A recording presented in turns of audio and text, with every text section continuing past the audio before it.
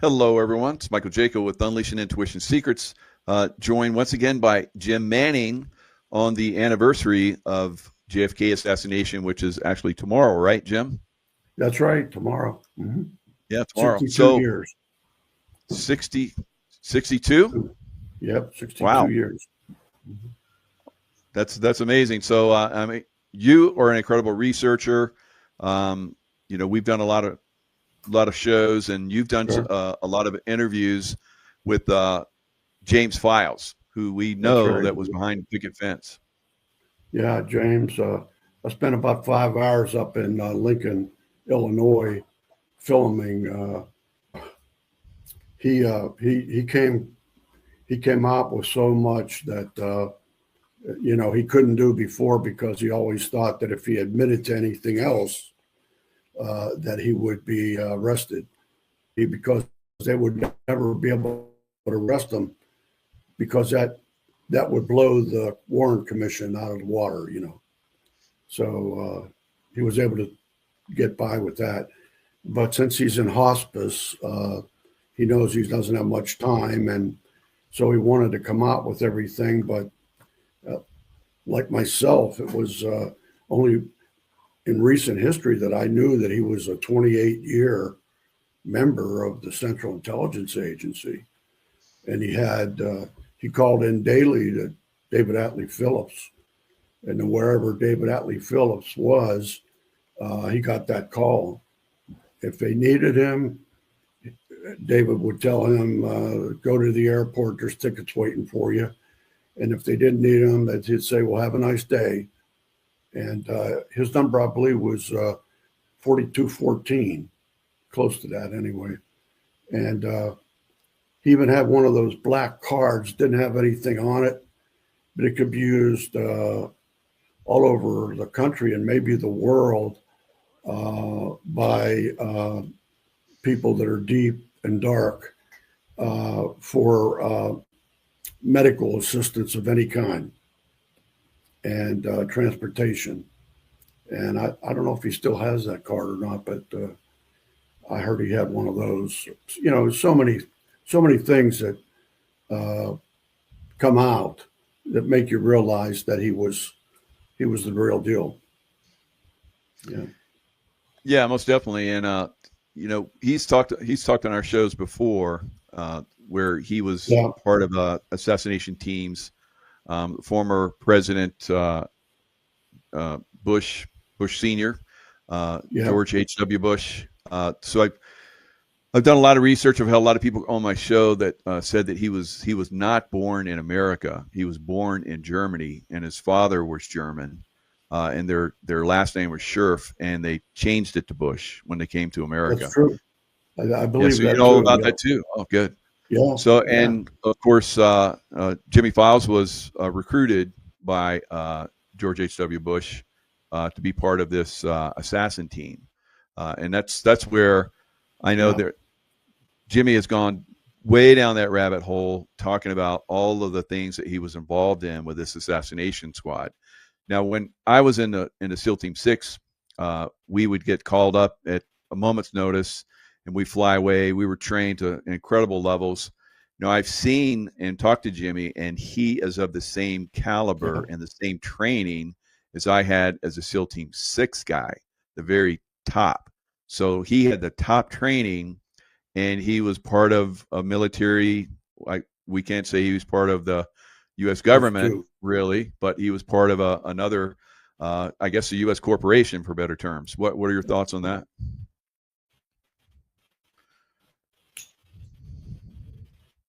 I don't have him on the screen. Yeah, I can hear you. Go ahead. It's a little bit of a gap. Anyway,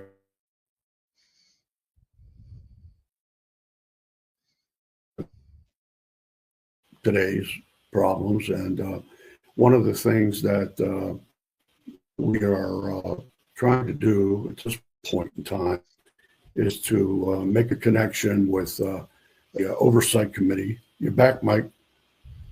You were off my screen for a while. I didn't know if you were off. Anyway, just filling in until you got back.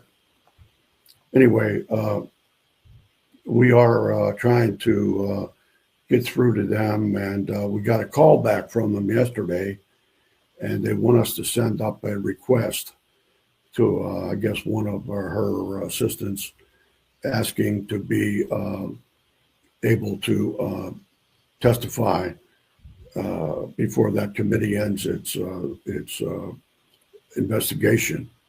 And I believe that it would be a good thing for the country, because everybody in the world's entitled to an opinion. And I never cared if somebody didn't like what my opinion was, but I think the whole idea of this country is that people tell what they want to say, and you accept it or you don't. But the idea that you won't even let competent people, the Warren Commission half-heartedly studied this thing for 6 months, and basically the Alan Dulles could have written up this whole thing probably in 3 days himself. But anyway, they took 6 months, and I took 60 years. And it's amazing to me that with the 150 YouTubes that I've done, and all of the evidence that corroborated what I said is out there now on those YouTubes. And not one time as a newspaper columnist or a television news service. I mean, you wonder why nobody does anything, and it's because of the conspiracy theory thing. Everybody's a nut, and but I've done some recent research on the conspiracy things, and I came up with some FOIAs where the CIA had to give information to somebody that asked about the term conspiracy theory. And while it was actually invented in the 1800s by a philosopher named Popper, it sort of lied dormant for a long time. And probably it was Frank Wisner, one of the guys that started the CIA, who brought that back up again, because they kept looking at what Goebbels did with Hitler, which was to tell Hitler, you just keep saying what you want to say, keep saying it over and over and over again, and pretty soon everybody's going to believe it. And if you think about it, that happens a lot. And but in that FOIA, it said that there's it explained to the agents how to do that. And I'm gonna get a copy of that, and I'll send you one, Mike, too. Okay. And, yeah. So we hope that we'll get an invite to go up there and just tell them what we know and show the evidence, and stay as long as they want, to answer any questions. I told them that we would get sworn in, and that it's possible that if they wanted to, maybe Jim would even be included by computer, and he could get sworn in and answer all the questions that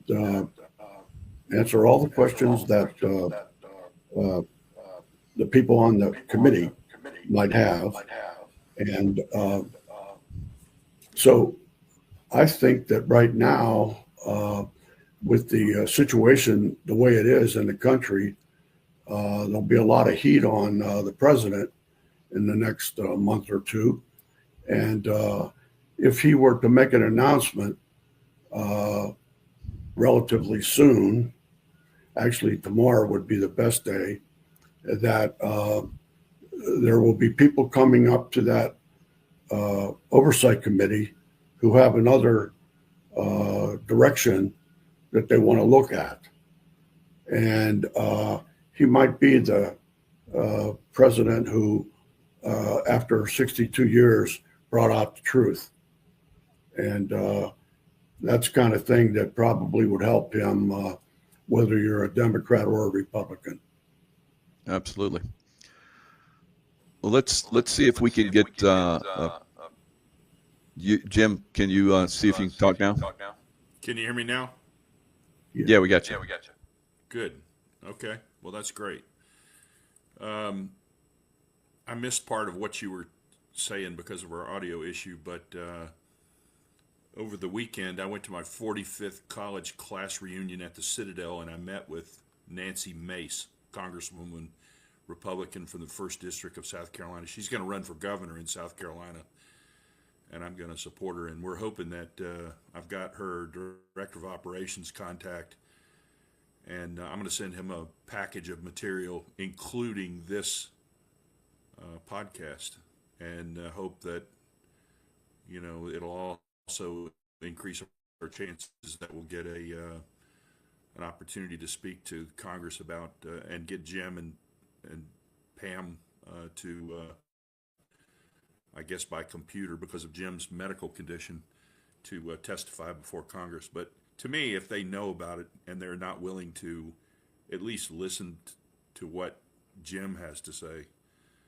you know, who am I? I was 5 years old when Kennedy was assassinated, but I found about this information, from our previous calls when I was with the state police in Virginia, and tried to kind of make it public. And it just seems like at every corner, there's some kind of opposition that wants to, that doesn't even want to hear the story. That's the interesting thing. It's not like they say, okay, well, come on in and sit down and tell us what happened. And then they, I guess they don't want to spend the rest of the year feeding some kind of disinformation. The old motto, deny everything, admit nothing, and make counter accusations. So, when you broadcast the truth, then they've got to spend all this energy on, look what they did with Lee Harvey Oswald. They covered up all the physical evidence involving damage to the limo. They took the rifle. They took JFK's body. One of the things James Files, I talked to him day before yesterday at lunchtime, him and Pam, and he wanted me to make the point, and a lot of people don't understand this, but that in 1963, now think about this for a second, because I wanted to, make sure that that's Nancy Mace. She's a Republican conservative. She was the first woman to graduate from the Citadel, class of 1999.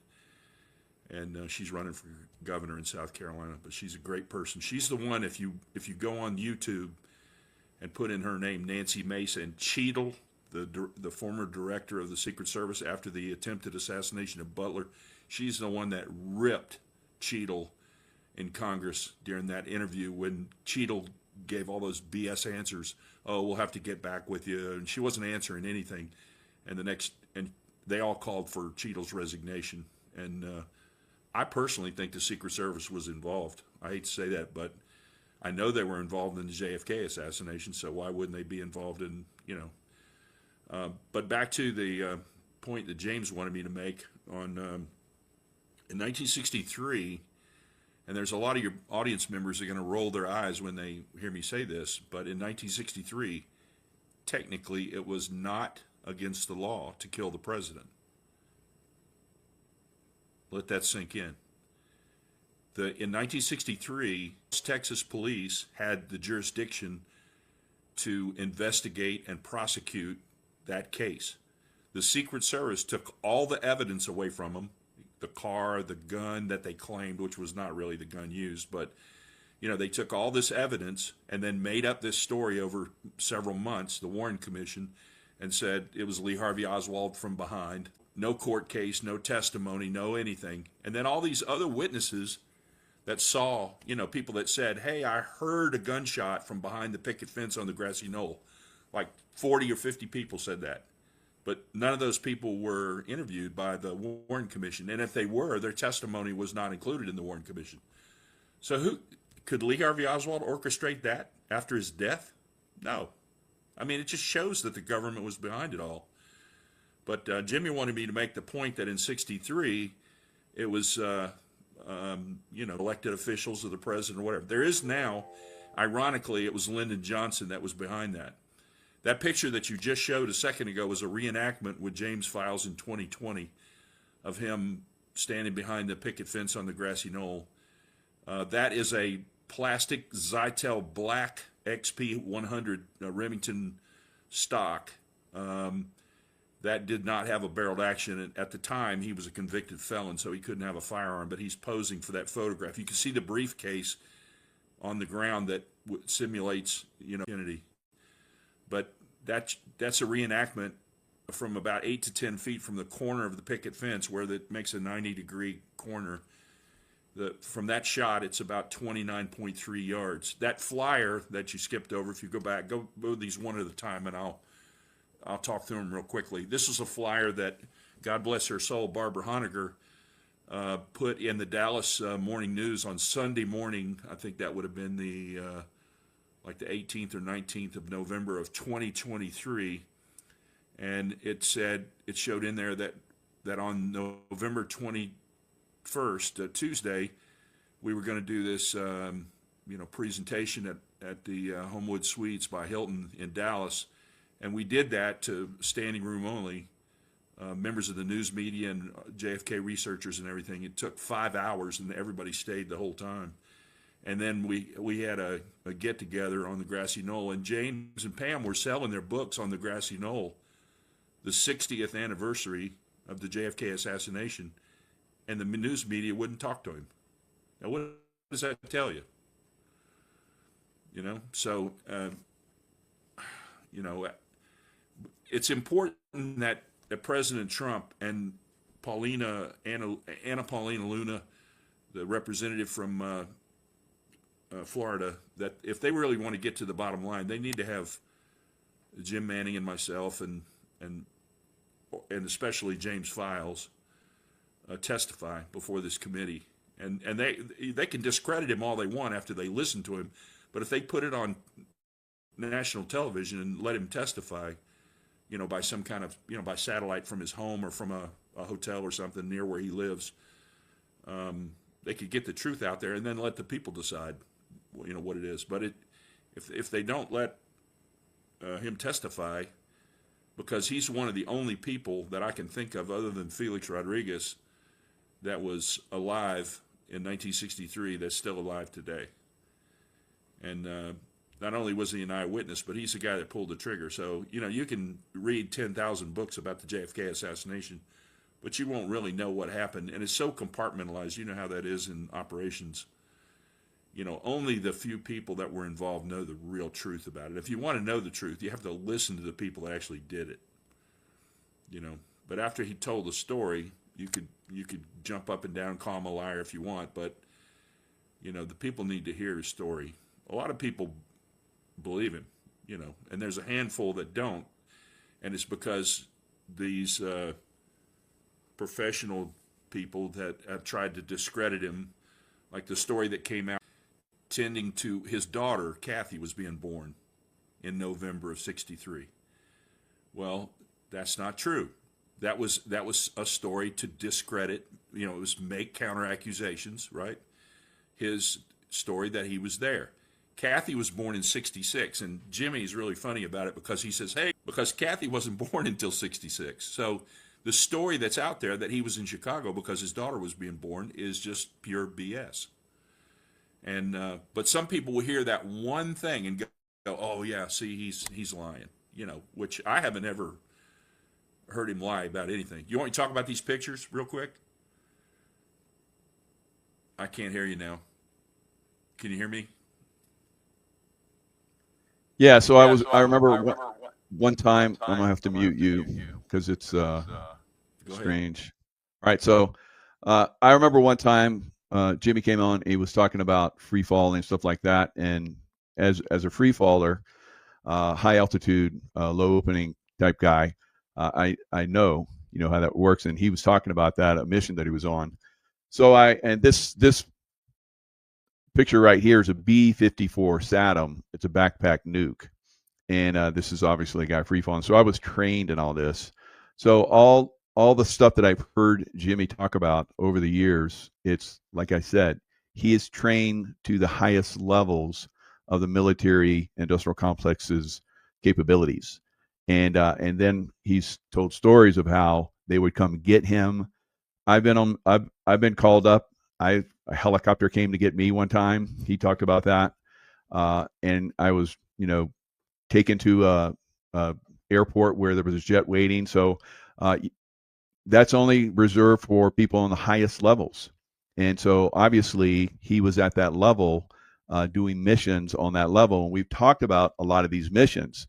One of the things I want to get deeper into, and I know Jim Manning has a lot of this information, and it's been shared by Jimmy with us on a certain level, where he was involved with Ted Kennedy and the Chappaquiddick, incident, and he talked about that, and he gave detail that no one else could know. I mean, like they told him, you can't go and reveal this until we get on the ferry 2 hours from now and leave, and that's why there was a delay in him, reporting, Mary Jo Kopechne, I think that's her name. So all these different things he's talked about. Now, what I like to get deeper into, and one of the things that we've been holding back on, is how he was involved in other missions, and as part of this assassin team, and maybe we can bring some of that out.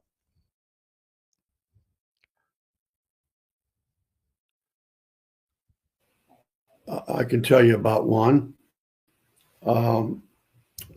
He Most people are not familiar with how it works. You may be an employee of the CIA, in which case you get paid like everybody else does in a check.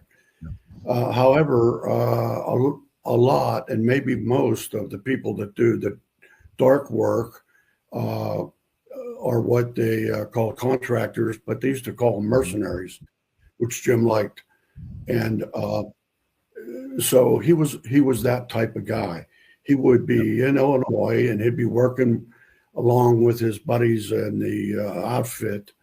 And when he would call every day to David Atlee Phillips, and no matter where David Atlee Phillips was in the world, he got that call. And then he would have a signal with James that if he needed to go someplace, he would just tell him there's tickets at the airport at Midway. And if he didn't need anything, he would say, well, have a nice day.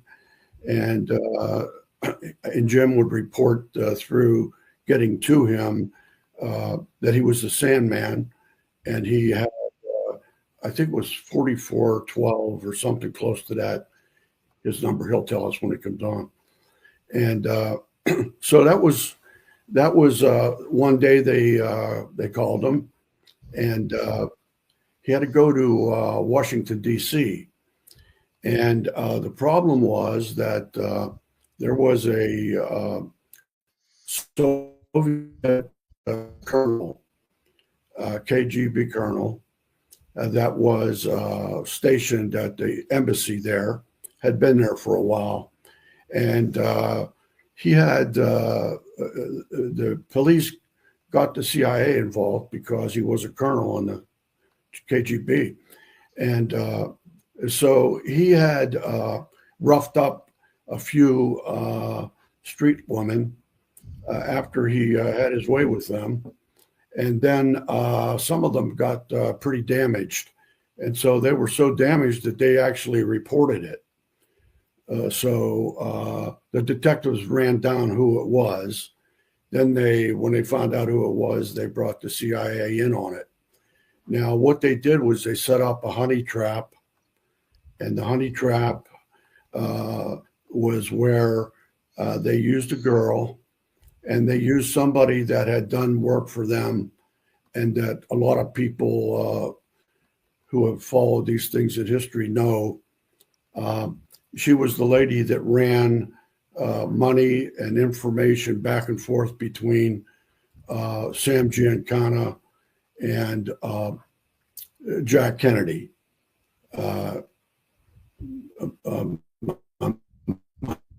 going a little bit. What was that name again? Her name was uh, you know, Jim said, but she worked and the tech found the bodies that they had found recently, and they so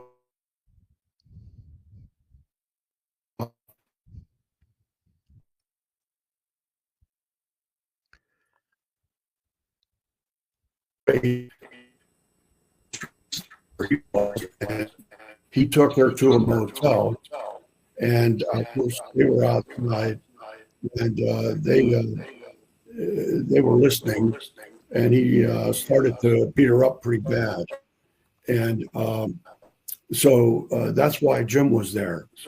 So Jim went in and got the girl out, and with that, he he was in the car. They had arrested this guy, and they had put him in the back of a car that they had. He was in cuffs, and he had a CIA agent on both sides of him.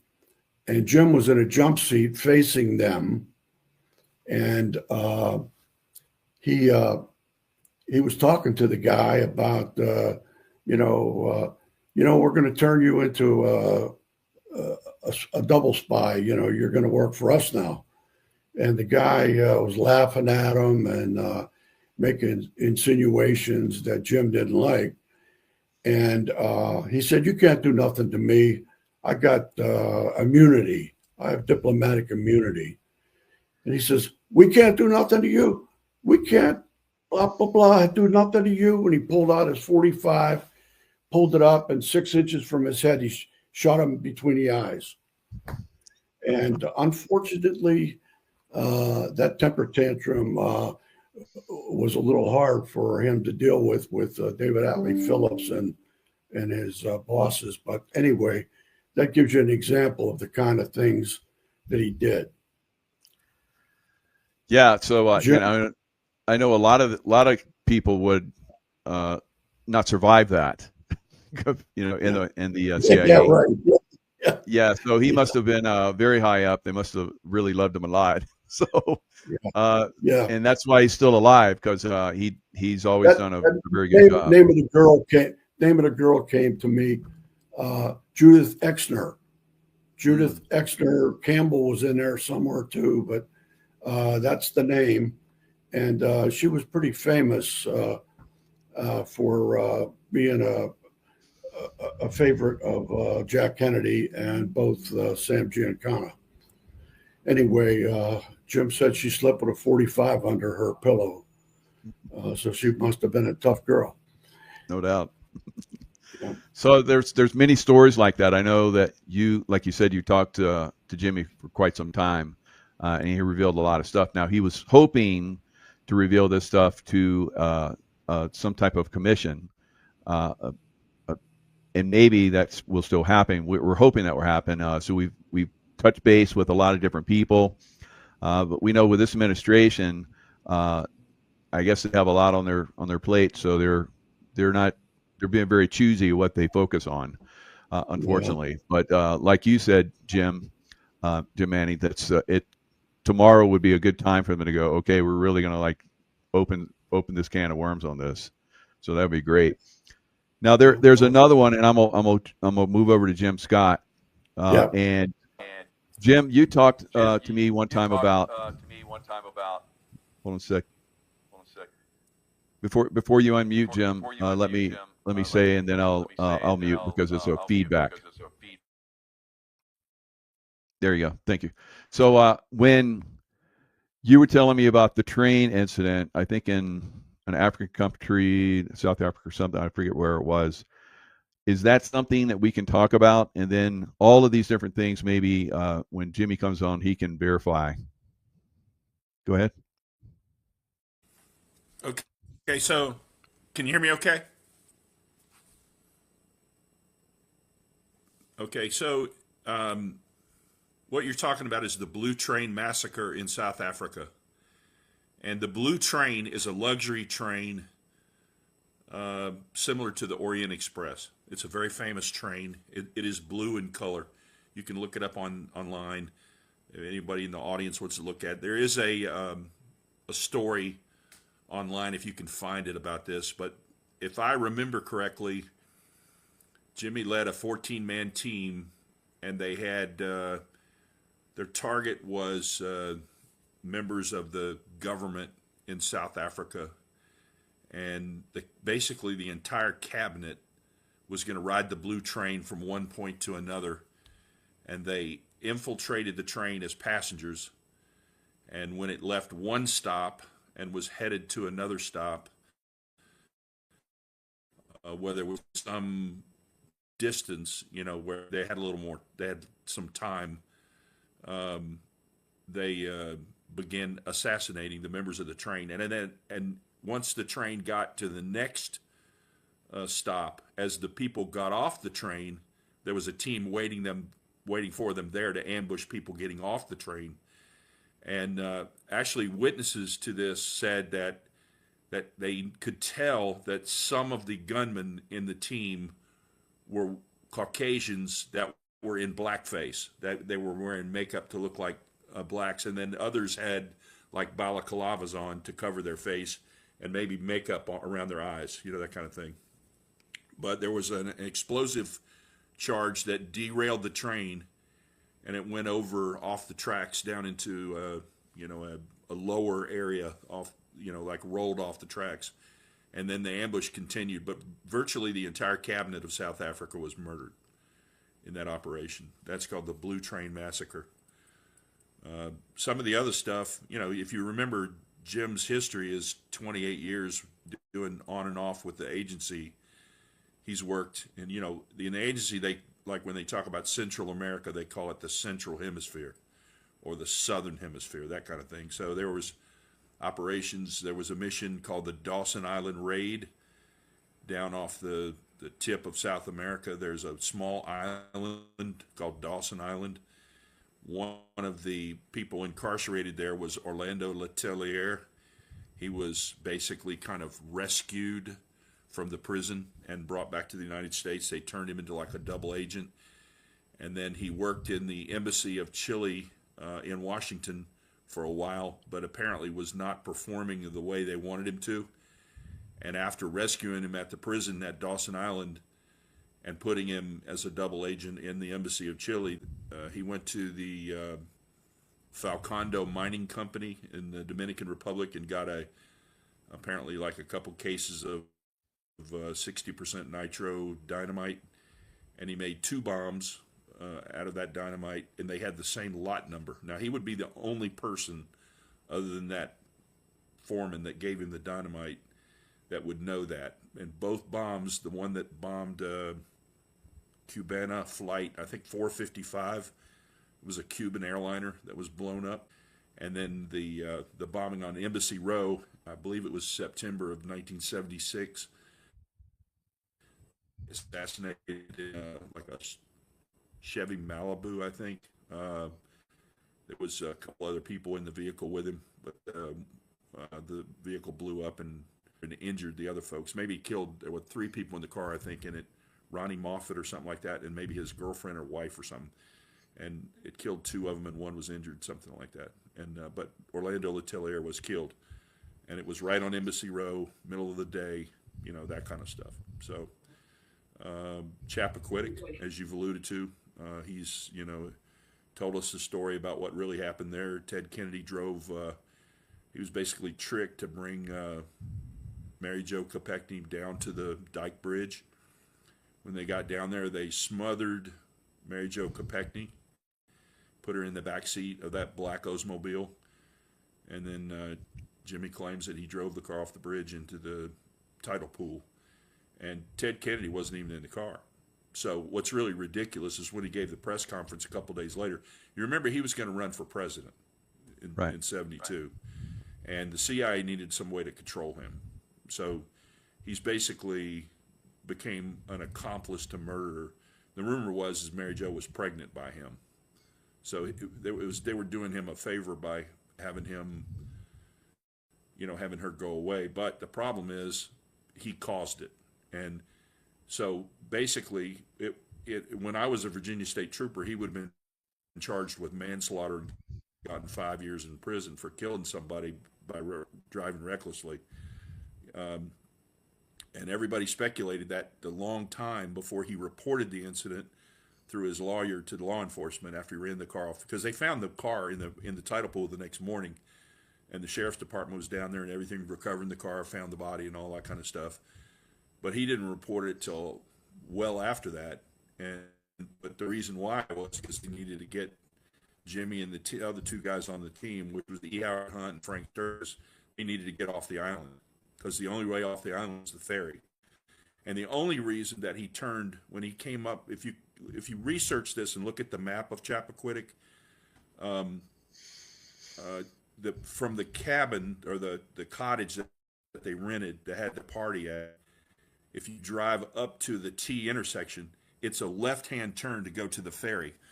But like at whatever it was, 11, 12 o'clock at night, I think the last run of the ferry was midnight or something like that. Ted Kennedy didn't turn left and go to the ferry. He turned right and went down to the Dyke Bridge to meet E. Howard Hunt, like he had been called and, told to do or whatever. So you take a young girl down to a dark one-lane bridge with no side protection in the middle of the night. That's kind of weird to begin with. But the thing is, there's no reason for him to drive in that direction and drive across that bridge, because all you do is go out to the beach. That's not a way to drive off the island. That's a dead-end road. So there's no reason, if he was going to the ferry to leave the island with Mary Jo, there's no reason for him to make the right turn and go to the bridge. But Mary Jo Kopechne was murdered. If you look on Wikipedia, it says right in there. And I think that they were involved with killing John F. Kennedy Jr. as well. There's rumors of an explosive device in his airplane. But he had no business flying that airplane in night IFR conditions, because he wasn't IFR rated.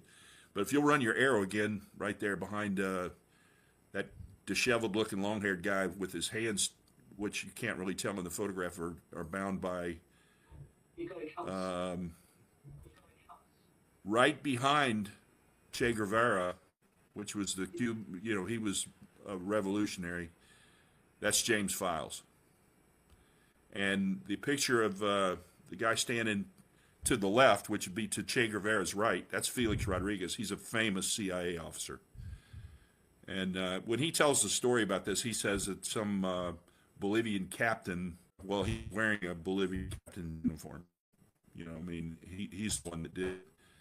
And after they killed Che, they drug him into the kitchen. Jimmy maybe will tell the story when he comes on at the turn of the hour.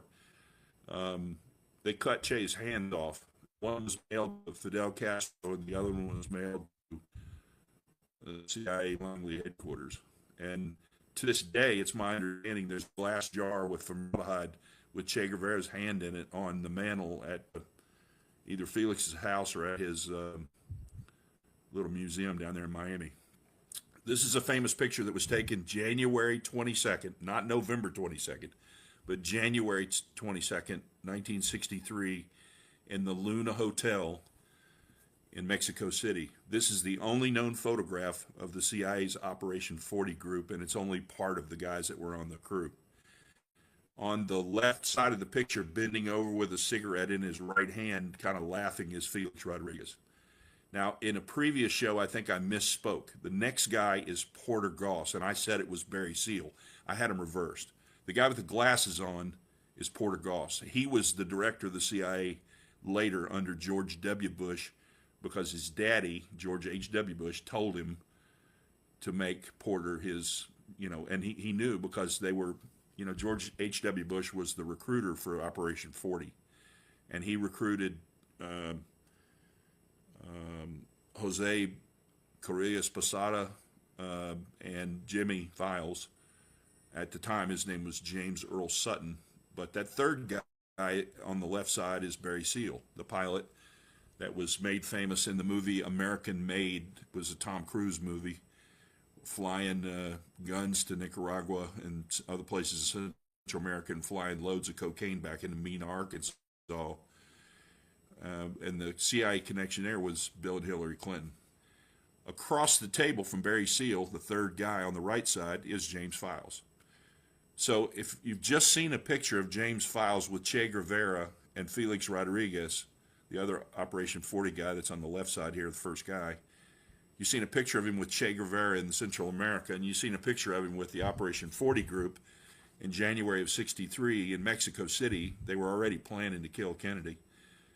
Who in the world would not believe Jimmy's story that he was part of the CIA assassination group? I mean, how in the hell can he? That's not photoshopped. I don't care who you are. People say, "Oh, that's not him." It is him. Okay. Felix Rodriguez is still alive, and he did a lot of stuff, in service as the CIA as well. A lot of dirty black ops, right?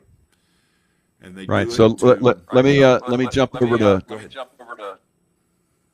Jim Manning and ask him. There's a reason why Jimmy Files and all these other Assassin 40 group, and probably more, later in time, were taking down all of these governments like that. And it's the same as when they took JFK down. They're controlling governments around the world. So the Schur family, Nazi family, eventually would get to the point where he's the head of the CIA, George H.W. Bush, and then the President of the United States. So this is obviously a compromise of our country on a massive level. And I know, Jim, you have done such incredible research. Your whole life you've been involved in this. Tell us your thoughts on what is going on. Well, the deep state, and nobody knows exactly what the deep state is, but I believe that the group that they had a bank. There was a number of people's names that you would recognize that were part of this bank. In fact, J. Edgar Hoover closed down the bank right before or right after they started World War II, when we got in it. But they were, that bank was handling all of Germany's money in this country. And they were also giving money, loaning money to people that were furnishing firearms and making, necessary things for they to build up the Third Reich. And so anyway, the Dulles brothers worked in a law firm in New York, and they were very close with Prescott Bush and other people that were just right before HW. And anyway, and so it was no surprise to a lot of people that they had a very strong leaning towards Germany. And what happened was, Dulles brothers were the ones who said, I'm going to be a president this time. That we could start something with him that we might not be able to start with whoever's next. And so they came up with starting the National Security Act, or that was the name of it, I think. But anyway, so they convinced Truman that the world's a different place now, Mr. Truman, because after the Second World War, even though we won, communism is on the march. And I believe it was his brother, John Foster Dulles, who was the Secretary of State, who coined the phrase domino theory.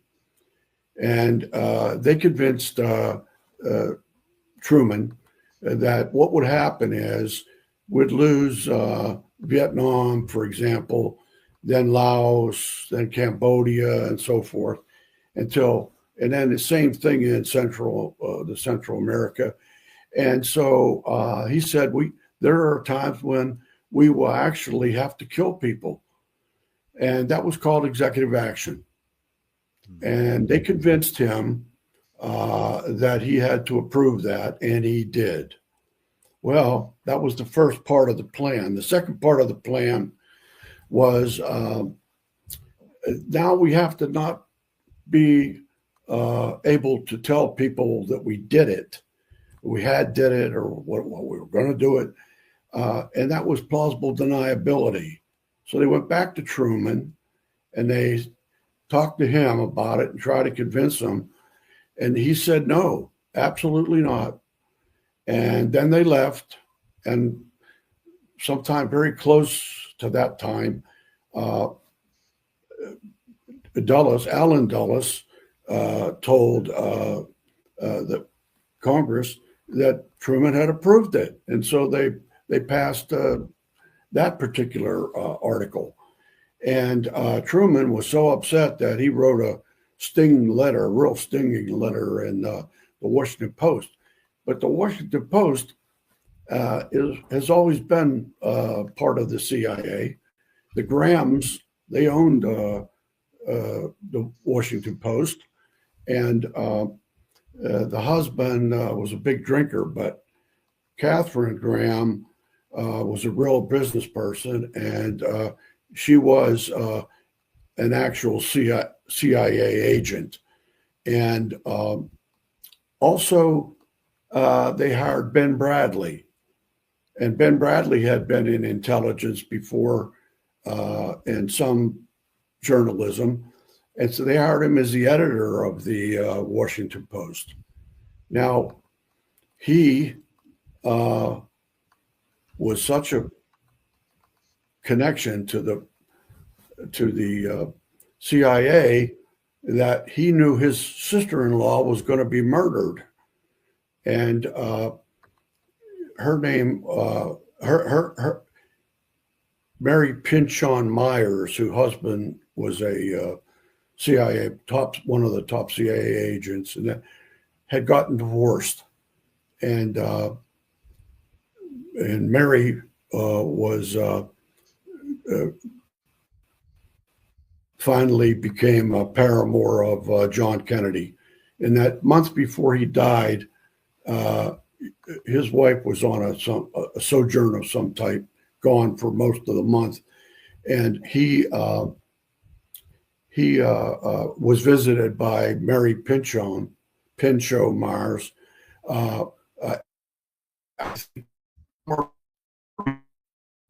In 16 days that month.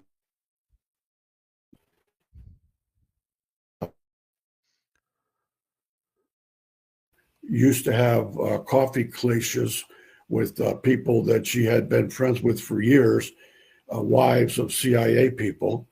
And at those little get-togethers, she talked a lot.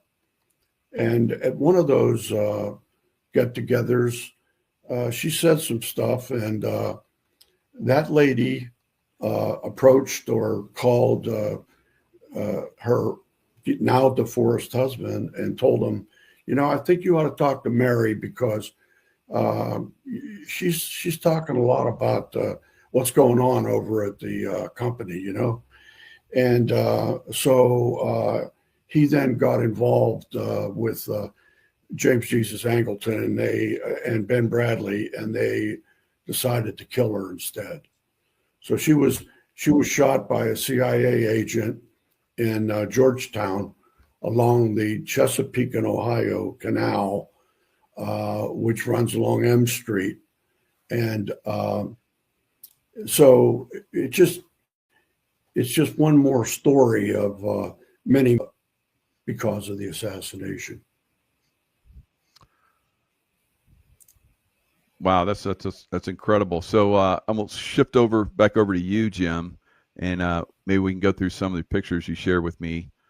Uh, so again, we're seeing this incredible. Uh, let me speak, and then I'll hand it over to you. But so we're seeing this incredible other government that's running the show. And you've talked about, and we've all talked about how they basically put a death warrant on JFK because he was working with the Russians, and he was working with the Russians to keep America safe and so forth. You know, that's his privilege as the American president. But they didn't like that because they weren't in charge, they weren't in control. So they put out a death sentence on him. Now I'm gonna share a picture with the Scherfs, who is the Bush family. Basically, this is them in Germany.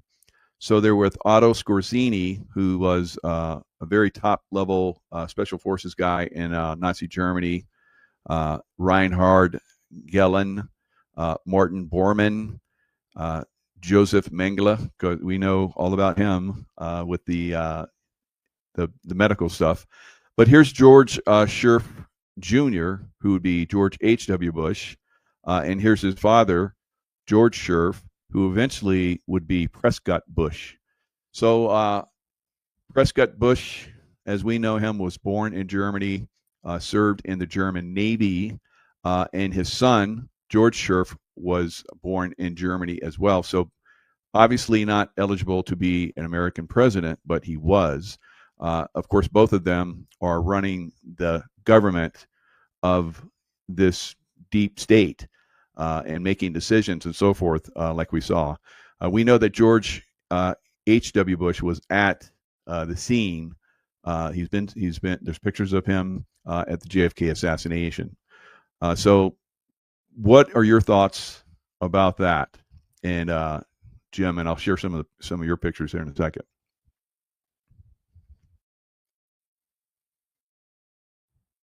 Go ahead, you can unmute now. Can you hear me now? You can hear me? Okay. All right, so I haven't seen that picture before. That's an amazing picture. I've heard the story before. I know that the Bushes were involved with several other families that had a lot of money invested in the German stock market. And back, in the time frame between World War I and World War II, going up to World War II, there was a lot of money invested. Now, Jim Manning already alluded to the fact that Allen Dulles, as a CIA officer, was involved. He was a lawyer to start off with, and he was at Sullivan and Cromwell. And Sullivan and Cromwell represented a lot of those international interests and investments in Europe and with the Germans and with other countries, even like Guatemala and the copper company in Chile. And when Allende in Chile said, hey, we're going to nationalize the copper company and take it away from America, you're taking too many of our resources out of our country and we're not getting paid anything for it. That's the kind of stuff that generates, coups to overthrow a country, because, you've got all these investors. And when you're in the big dog in the dog lot, and one dog says, hey, I'm taking all the copper, the big dog says, oh, no, you're not. And that's really, in my view, that's really all it is. Those people don't want to lose. And that's why the mafia was so pissed off at Kennedy for the failure of the Bay of Pigs, because they wanted their property back, all those hotels and beachfront property in Havana that they lost when Fidel Castro took the country and then basically announced it was going to be a communist thing and aligned with Russia. So, but the Bushes, he was basically CIA his entire adult career. He was on one of the Jedburgh teams. Late in the war, he parachuted into France. He was with the OSS, and then it became the CIA, and he was with these assassination teams. He used a cover in Texas, and it was called the Zabata. It starts with a Z, oil company, and I think they were taking those the big grants, to have the oil rigs and things like that in the Gulf of Mexico. He had 2 ships. One was called Barbara, was named after his wife, and the other one might have been called Sabata. I can't remember, but it's something that was significant to him and his family. But we know that from James Files that they were running heroin from Laos into those oil rigs, and then they run them in, because they weren't checked by customs. They went back and forth between like Louisiana and Florida and Mississippi and stuff like that in these surface boats and helicopters. I've got friends that left the Marine Corps when I was a pilot in the Marine Corps and went to work for PHI, Petroleum Helicopters Incorporated. And they flew helicopters back and forth to those rigs several times a day. And there wasn't anybody checking them. So they could have brought a bale of marijuana or, whatever, 50 kilos of cocaine or, whatever. So we know Bush was, the Jeb and George W. were involved in picking up some of those loads. In fact, there's a picture floating around of Jeb Bush at one of the airports picking up, at meeting the airplane that had like Barry Seal's plane full of cocaine. And Hillary picked James more than, picked him up when they went to lunch. Y'all have heard that story. Hillary Clinton, but she was one of the ones, or Jimmy was one of the ones that Hillary tried to clean up at the end, where all the Arkansas state troopers were killed and Jimmy got in the gunfight, which is what sent him to prison for so long. But he hadn't ratted on anybody. He stayed quiet. I mean, he could have, he did come out and the FBI threatened him if if you tell this story about you being involved in the Kennedy assassination, we're going to give you, and he's listening right now. I think when he comes on, he'll tell that story. They threatened to give him like another 30 years. And he did the interview anyway. And I think it took a hell of a lot of courage to do that. And then basically they tacked on another 30 years, and then he fought it in court and won the case and ended up getting out of prison when he was like 74 years old. So, but George H.W. Bush was in Dealey Plaza. I think that's one of the pictures that I gave you, but you don't have to flip to that. Just if you want to flip through the pictures real quick, I can quickly describe what they are. I think a lot of them are evidence of the stuff that we're talking about.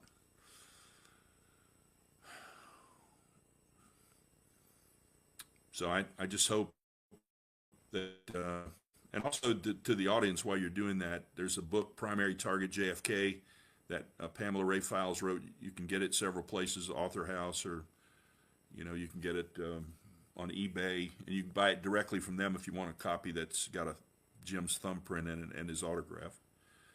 But, all right, so that picture is, actually, that's a very special picture. That is one frame out of a video. I had to isolate the frame. But that looks like a Remington XP100, but it is and it's not. That is the first prototype of the Remington XP100. I got it after Remington went bankrupt. They sold a bunch of their guns to a dealer, a friend of mine, and that is the first prototype of the Remington XP100. It's got actually a Remington 722 action that's stamped XP. It's over here on my counter. I can show it to you if you wanted a close look at it. But it's actually chambered in 222. And it has a wooden stock with finger grips. And Jim Files, way back when he did that first confession, he said that Remington had tested these guns with a 222 barrel and that they found issues with the barrel. And if you look at the barrel, the contour of the barrel near the chamber is very thin. And the 221 Fireball that actually came out, that's a shortened case, a little shorter than the 222 Remington. That's the ad. That's the original 1963 ad, and for the Remington XP100, they sold for $99, and that's James Files' thumbprint and his autograph on there. You can keep flipping as you flip. I think some of these, a lot of people don't know what a Remington XP100 is. Several thousand of them have been made, but and they've been made in a lot of calibers too. 22 250, 7BR. That's Gary Marlowe. He was called the Raven. He's the guy that shot Officer J.D. Tibbet.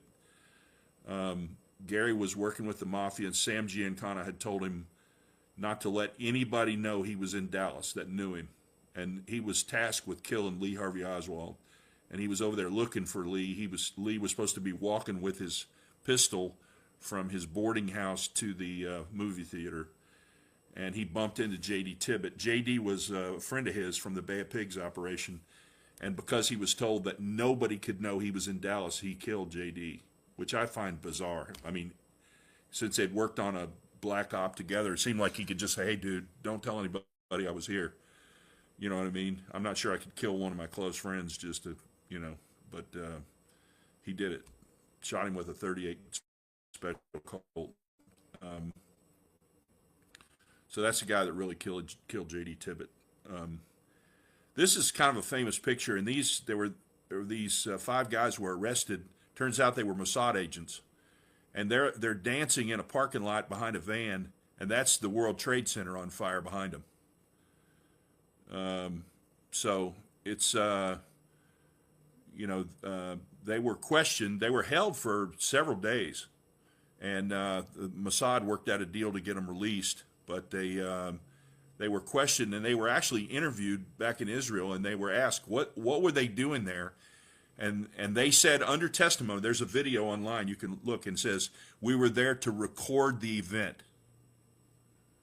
Well, if they were Israeli Mossad and they were there to record the event, how did they know it was going to happen? You know what I mean? I mean, it's a pretty simple question, right? So when you're talking about the deep state and all this kind of stuff, now this is Pam's book, Primary Target JFK, How the CIA Used the Chicago Mob to Kill the President. You can get these first edition hardcover with Jim's thumbprint. Some of them he's put his trigger finger print in also. Well, recently I suggested that, and he thought it was a good idea, and I've got a couple books that have both his thumbprint and his trigger finger, but it has his autograph in it. But you can get that at their website, which I've sent you, but the link, and I think you're going to put the link below the thing, but it's JFK Murder, jamesfiles.weebly.com, and Weebly is spelled W-E-E-B-L-Y. JFK Murder, jamesfiles.weebly.com. And I think those books, along with Jim Manning's book that releases the information about the zipper document, which you can't hardly find a copy of the Regicide book. There you go. You can get a first edition book with Pam's autograph, Jim's autograph, and his thumbprint. And it could be, personalized to you if you want that too. You could ask them, but you can do it on that website. What else? Do you have any other pictures? I can't hear you. Let's bring in Pamela and Jimmy.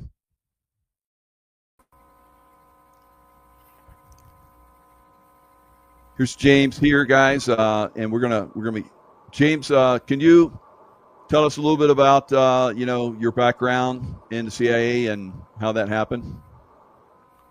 Well, my mother left home in 1941 from a little town in Alabama called Oakman, and she went down to Mobile, Alabama. She met this guy by the name of Les Sutton, and that's where I acquired the name Sutton, never legally, just started using it because I was born with an X number. And from the X number, I went to James Sutton, and from James Sutton, I went to James Files. And jobs were hard to find at that time. There was no jobs available. And so Les Sutton got her involved in this program, birthing program, and that's how I came about. And I don't know who my real father is. There's several different DNAs in the jar, I guess, in the tube, and they mixed it up. And I always joked and said, yeah, I'm a milkshake. But they put it there, and I was the results of it. And I think 123, 124 of us was born at that time. In 1941, actually, it was assimilated in 41, and we started, and I was born in January 24th of 42. I was one of the early ones born, and out of a class of Camp Hero, only 14 of us graduated, survived it, and from there on, I trained heavily and steadily, and from jumping out of airplanes to doing all kind of MAs, mechanical ambushes, uh, one thing after another.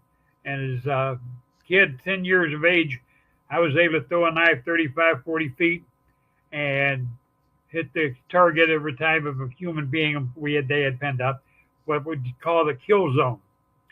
And later on, after I joined the service when I turned 17, I would think I was in my early 20s. We attended different schools of called School of Americas, which a lot of people have never heard of. We had one in South America, one in Central America, and one here in North America at Fort Benning, Georgia. I did all my training and jumping from Fort Bragg, North Carolina, Mackerel Reservation. And I went to Laos and I shipped out from there July the 10th of 1959. And from there, I wound up with the Bay of Pigs.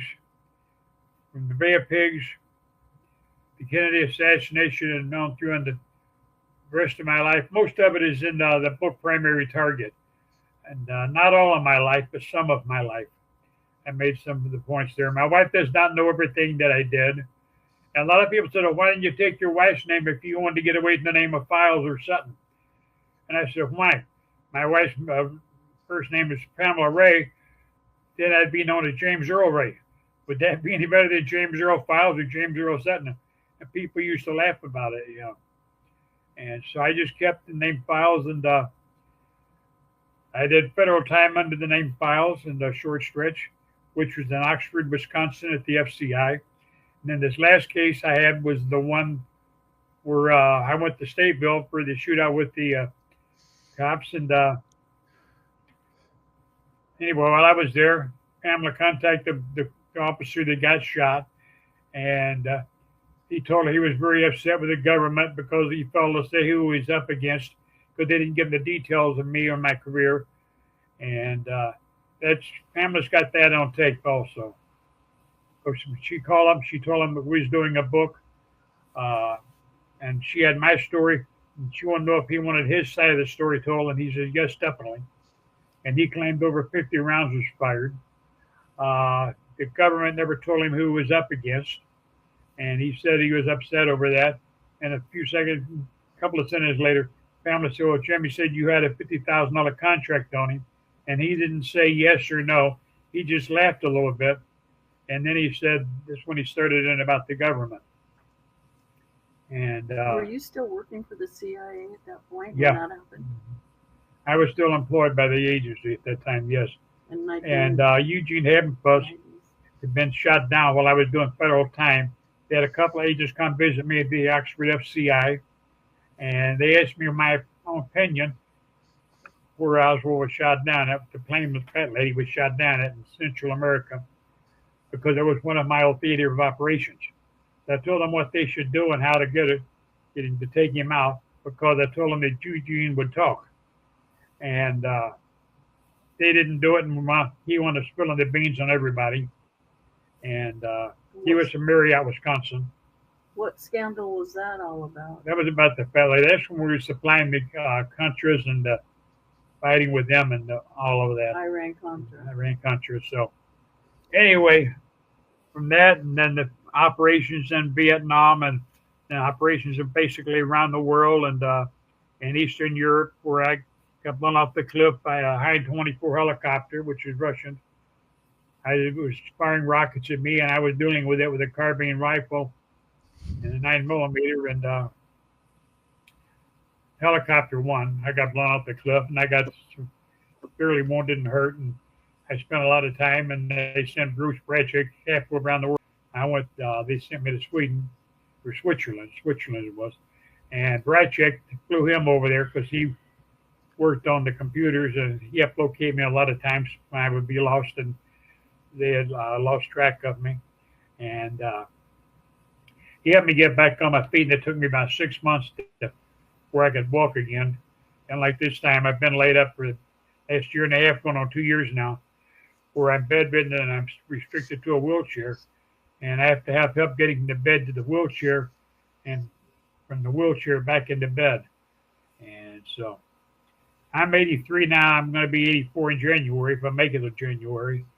And all I can say is after I had the stroke, a lot of the things in my mind, a lot of the names and answers, I can't think of them right away. But most of it is in the book Primary Target. And my wife wrote the book, and if it hadn't been for her, that book would have never been published because she wanted it out there. She felt the people should know certain aspects of the truth, and she kept after me, and finally we did that one. And that was the only book we did together that while I was out of prison.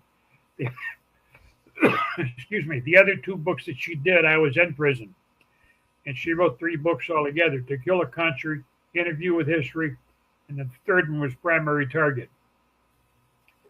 So all 3 books are, well, I guess each one is 500 pages or better, and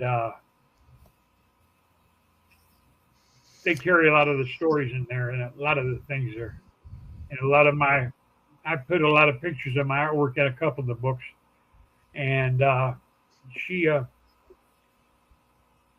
got them made them now. She made pictures of the artwork, and she's got that on display or whatever. And she put some on the website because we're selling some of the artwork that I did. And at Stateville, when we go in lockdown, was when I did most of my oil paintings. And she has the original of the one I did of JFK, and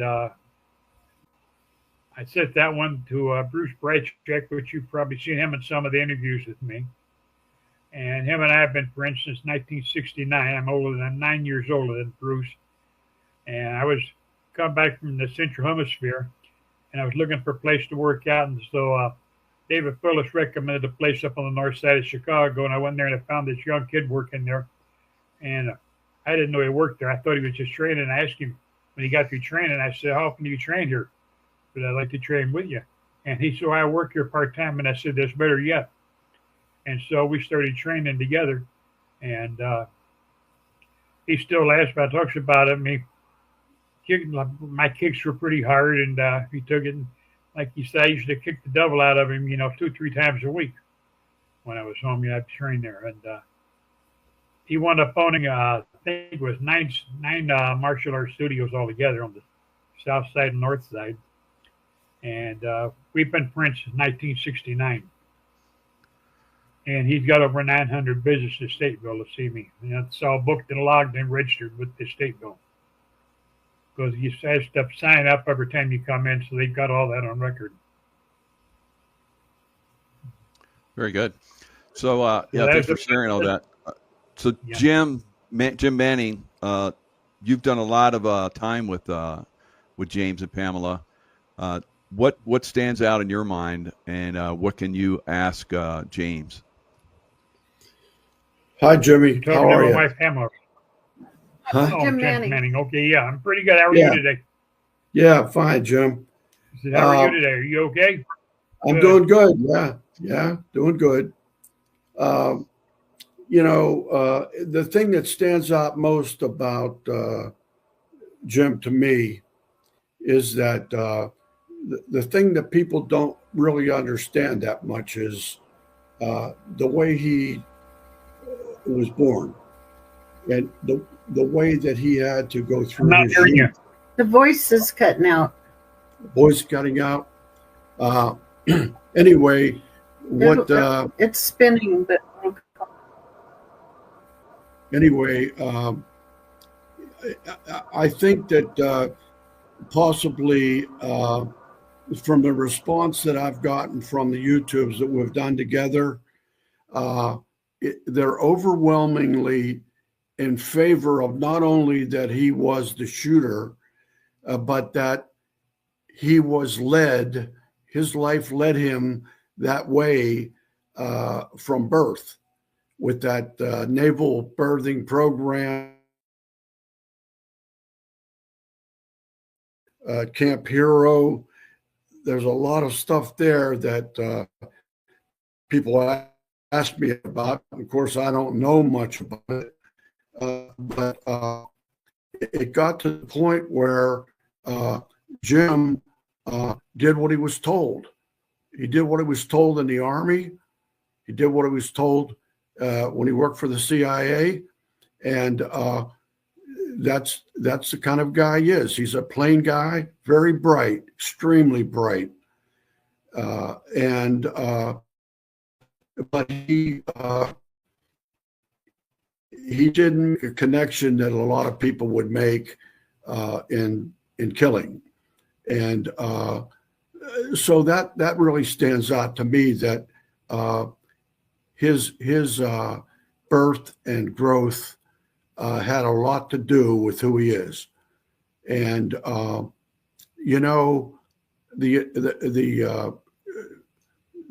CIA has to kill people. There are people that they have to kill, and that was made clear to President Truman in 1947, and so Jim's not the only one, but he may be the only one that went through the naval birthing program, and I was going to ask Jim if he knew if anybody else in the birthing program was in the CIA today.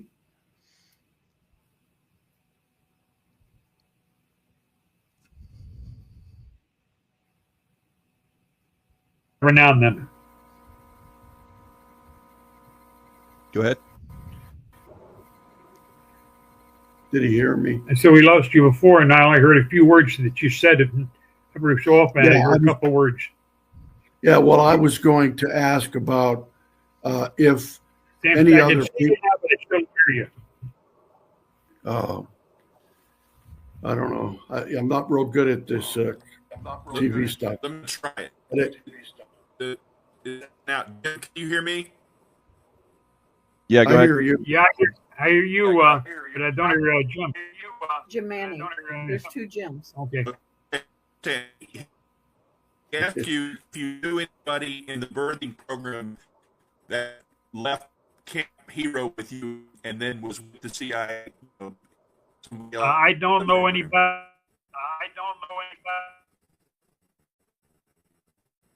34, because the operations that we went on and that we did was dangerous. Some were still off by the time they were 34 years of age. If you lived to 34, you was considered an old man. And with the Chicago outfit, see, Chicago was never a family. Chicago is known as the outfit. And the ledger that I burned that belonged to Nicoletti and me, Nicoletti gave me before they killed him, showed us where we were tied up with over 60 mob hits.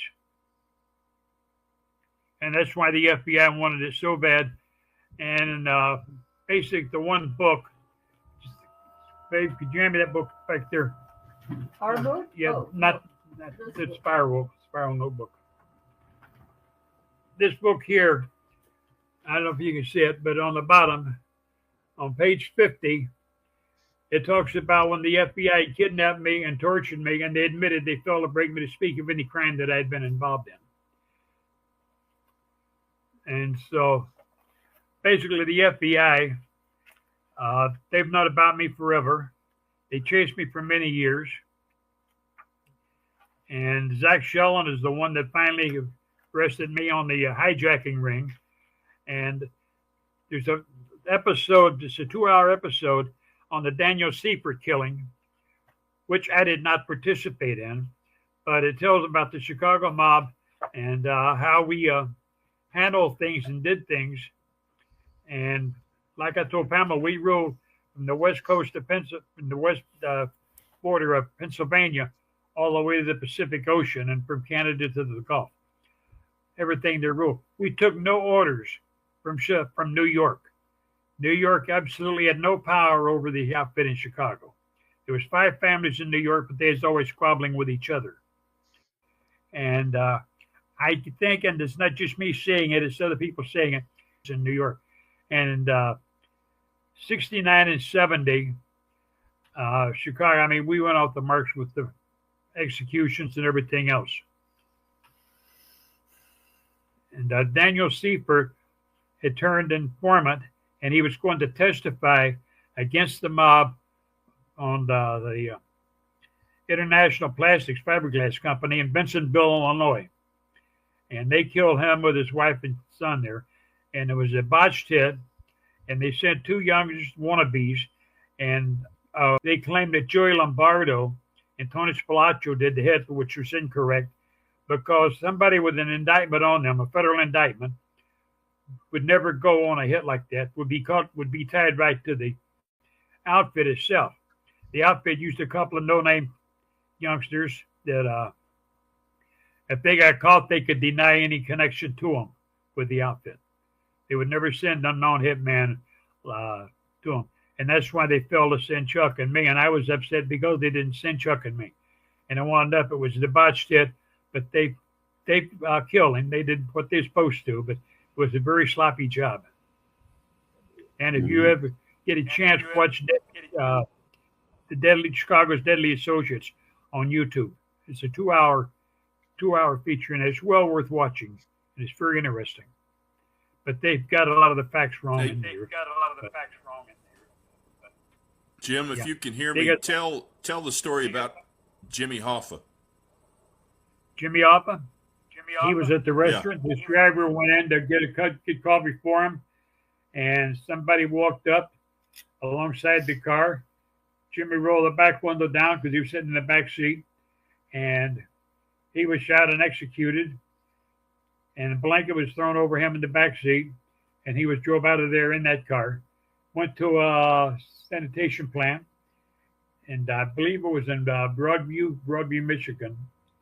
And they took his watch off, and they took his wallet out, and they returned it to his stepson. And Jimmy Hoffa's body went into the furnace. The ashes went all over Detroit. That's why when I was at Stateville, I used to bet the people there, I'd give them 100-to-1 odds they wouldn't find nobody. They dug up horse sperms, and they dug up everything else, and they never found nobody of Jimmy Hoffa.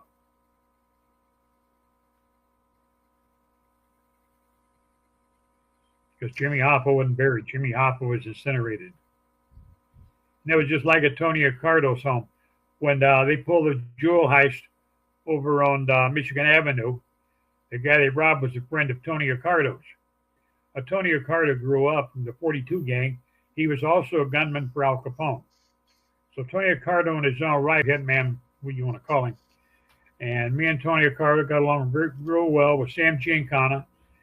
And they talk about Sam DeStefano, the torture chamber where they put the guy's head in the vice in the movie Casino and squeezed the eyeballs out. Sam DeStefano, he had this house there in Broadview. And he had the torture chamber in his basement. The basement was soundproof.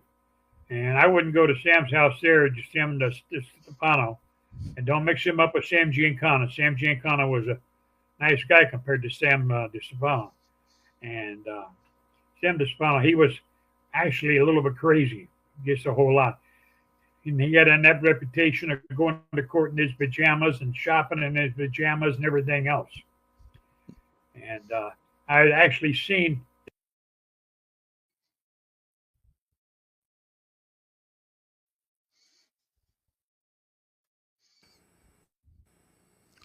If you can hear me, Jim, you cut out. I guess the CIA was tired of hearing his story. The NSA or somebody cut him off. Maybe the FBI. So while we're there, there's this one picture that you shared with me, Jim. Let me share that real quick. Looks like they're trying to come back in. So I'm gonna share this one picture and just give us because there's a lot of conspiracy theories out there. So this is Maryland at Area 51, Site 4. What is this? What is this? That supposedly is a depiction. You know, Maryland was, and there was a rumor that she was pregnant by John. And, you know, Jimmy drove the four guys that killed Marilyn to the airport. And they gave her a barbiturate enema and killed her. We can see you now, Jim, again. We had to go off. And actually, it was only three guys that drove to the airport. Oh, three. Okay. Who were they? It was Chuck and Louis the Lips, and was it Butch Brassy?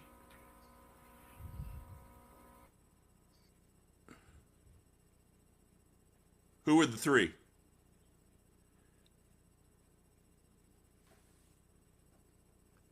Oh, we can't hear him. If you can Yeah, hear me, when- Jim, we can't hear you for some reason. It muted So on your mute end. you. Oh, he's dropping off again. So there's three guys he drove to the airport. Anyway, they went out there. How about now? Can you hear us now, Jim? You pop back in. Yeah, you're coming in loud and clear now. Okay. Who are the three guys? Chuck and who else? One of the parties is still alive, and he lives in Westland here in one of the western states, and he's in good health and everything. And I wouldn't want to put him in prison by naming him for being involved in the murder of Marilyn Monroe. And what about the guy that flew? The pilot is still alive. The pilot is. I did not drive the pilot there. The pilot was there in the plane. The pilot you don't is want to still alive too. At least he was a few weeks ago. That's one of the things for everybody's knowledge. That's one of the things Jimmy didn't want to like implicate people that are still alive, so we can talk a lot more about this stuff. So yeah, he's not gonna That's talk why about Campbell and I haven't- people we that are still haven't alive. published the book. We haven't published. We didn't publish the book "Murdering Marilyn" because I used the man's real name in the book, and then I come to find out he was still alive, and I talked to him on the phone, and so I'm changing his name and giving him an alias. And like on the front cover of the book, it says some names have been changed to protect the guilty, not the innocent, but to protect the guilty. But evidently they're not.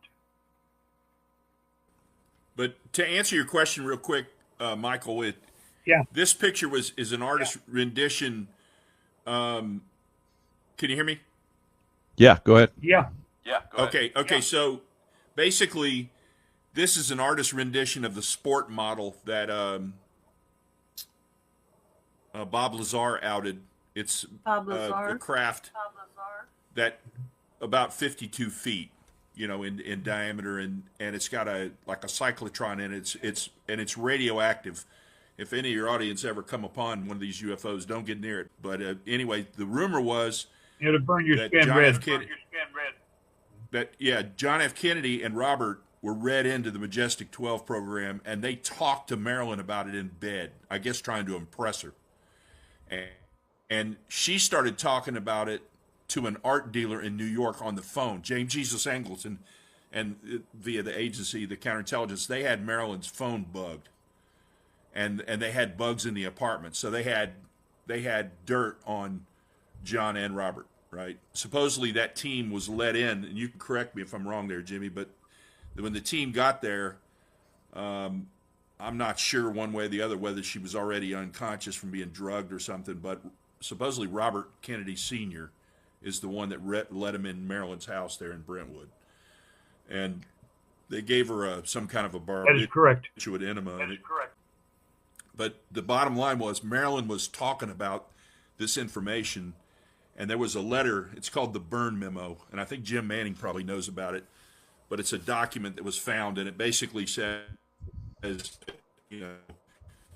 JFK persisted, because he was going to, and if you've seen the real trademark speech that he was going to give in Dallas, he was going to explain that the Roswell incident was true. That we had not only the craft, and one of them, he wasn't going to say the speech, but one of them had lived. They called him J-Rod. And they had to build a bubble for him to live in because of the atmosphere from his planet was different or something. But anyway, bottom line is, well, was talking about stuff in there. It's considered to be the greatest secret of our government, suppose. That and the location of the gold.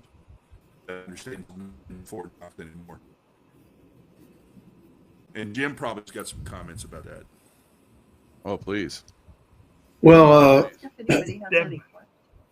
Yeah, for a long time. Oh, okay, Jim. Okay, go ahead. Street Gems. Street Gems. Yeah, I meant both of you. Yeah. Go ahead. Hey, Manning, Files, or Scott. Don't use the name Jim. There we go. There. Thank you, Okay. Pamela. When it's my turn, just say Manning. Trying to help everyone. Go ahead, Manny. Manning. Oh, Scott, okay. Go ahead, five. Manning. Most people know very little about extraterrestrials and things like that in this country. You know, I had dinner a couple of months ago. I happened to mention, looked at me, she said, uh, were you dreaming? You know, and just occurred that, you know, people don't know anything now. Whenever Roswell happened, you know, it was cut up. The next day they lied about it being a balloon and whatever. But there were so many things that happened there that even before that, Truman had set up the Majestic 12, which were 12 men who knew about it. They were scientists, some military types, and one of them, one of the 12, thought that they needed to start disclosing things about extraterrestrials to the American people. And he was really pushing for that. And we have a carrier named after him, Forrestal. I think he might have been the first Secretary of Defense. And Mr. Forrestal, he jumped out of a 14-story window. I think it was 14-story. However, it was proven later that he wouldn't have been strong enough to even run into it or hit a piece of furniture. So anyway, there's books on it, and most because he wanted to bring that out. And so I got into that whenever I was studying about Kennedy, because Kennedy wanted to bring it out too. And if when I was young, I thought maybe the reason that because of him trying to bring it out, you know. But after I found out more about it, I realized that.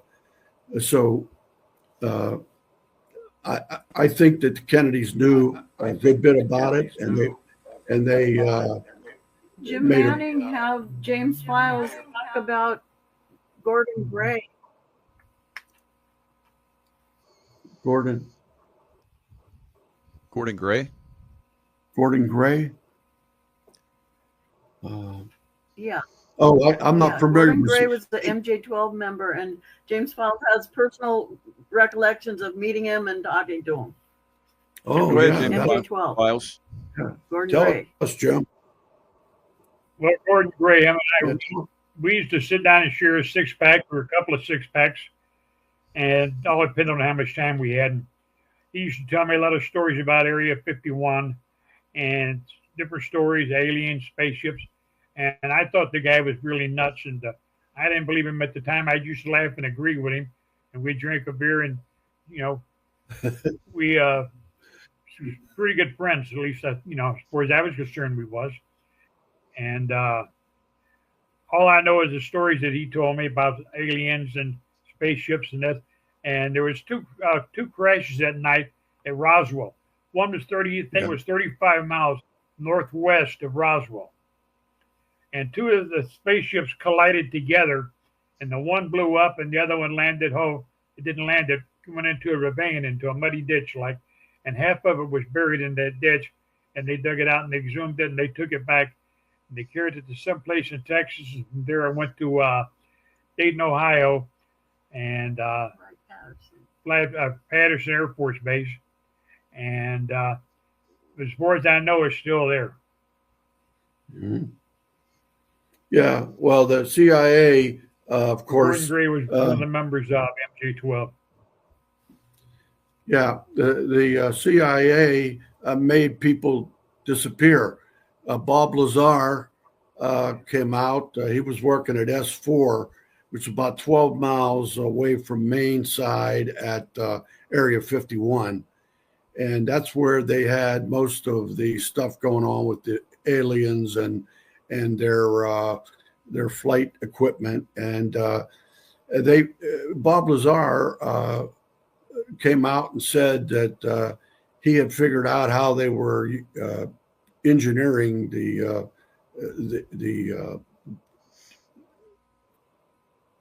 saucers, how to make them fly. Reverse engineering. Element Yeah, and he came out with another element. I think it was maybe 119, and they said there is no such. What is it? 116. 115. Okay, yeah, I was close. 115. Anyway, yeah, he came out with that, and at the time he came out with it, they washed his whole life away. I mean, they went and there's no. I don't know if he ever had They took a birth certificate away. They took his colleges that he went to away. They erased him from the world, and then. Right. Unfortunately, they missed one thing. He had been in another government facility in New Mexico, and he had his phone directory from that, and his name was listed in there and what his telephone number was. So they missed that. But most people that are looking at that, they know that Bob Lazar is on the level. Well, Bob Lazar is on the level, and just like me, they erased most of my life. It's very hard to find part of it. But Joe West found part of my history at the archives in St. Louis, and he went back there. You mean John C. Grady? John C. Grady, I mean. 82nd Airborne. He was the historian for the 82nd Airborne. He went back there, I don't know, 6-7 weeks later, and the folder was empty. He said, no further evidence available, the label on the ticket. They had a fire in the archives. Another thing that burned up was 1959, Operation Mobile White Star. Yeah. And some of my friends, finally, they dug deep enough into it, and they found out that Mobile White Star did exist in Laos. And they interviewed Fletcher Prouty, and he said, yes, that was one of his men. That's right. That's right. So they tried real hard, but sometimes there's always a couple of things they don't do. It's like me. A couple of things that I had, like cards of who I was or where I traveled at. And I also had the nickel with the double 5 on it, which is the airborne, is known as the double nickel that was in 82nd Airborne. As with 100, I think it's 122nd, was double nickel. When you walked in, you laid it on the bar, and your first drink was like on the house. And that one missing also while I was doing time. It's amazing with all the information that you have, files that they haven't taken you out, because I have mentioned some of this stuff, and MJ12 does not mess around. They will come after you and eliminate you. So I'm happy that you're still here with all the information. You're saying stuff on a level I haven't heard before, so it's very impressive. Jim, you have something else you want to, or Scott, you have something else you want to say? Have y'all heard of this? It's called the Psalm 1 Special Operations Manual 1. Have y'all ever heard of that? It's a top secret document involving extraterrestrials. It was mailed in a film canister to a researcher years ago, and some people somehow get copies of these documents. And it was published in 1954. I don't know, is that reversed, or can you see it okay? Not great, but Oh, if you take the plastic off the front.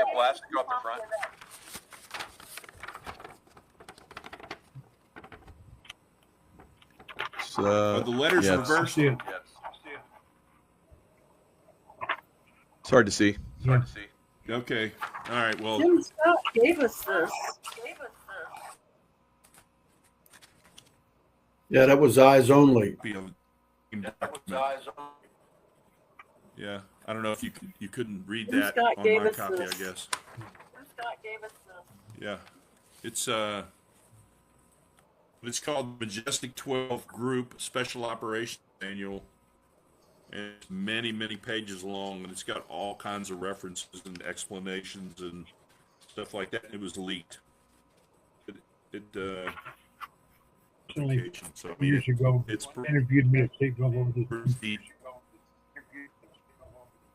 Joe West? No, Anyway, that's not just, Joe West. just one of the pieces of evidence. No, the The author. story He is wrote a true. bunch of books. No, the author. He wrote a bunch of books. Y'all go ahead. You're not muted. Oh, is a JFK author? Yeah, Huh. He just died? yeah, a few years ago. The hell was his name? He interviewed me. He interviewed me with one bank bar. That was me. Yes, there was another man there. Who was the guy that was the book author? He wrote Double Cross or something. Oh, Jim Mars. Jim Mars, yeah, Jim Mars. Yeah. I forgot what I was going to say about Jim Mars. Oh, Jim Mars and this UFO and Gordon Gray. He asked you about Gordon Gray when you did your 2003 interview. Yeah. You all know who Jim Mars was, so, but he was the one that handled the interview. I was still locked up in prison. That was in Stateville, and he come there to interview me when he first mentioned UFOs. I told him, I said, I refuse to put in the book. People think I'm crazy as it is. I said, I don't want to talk about UFOs, but I do want to talk about Gordon Gray.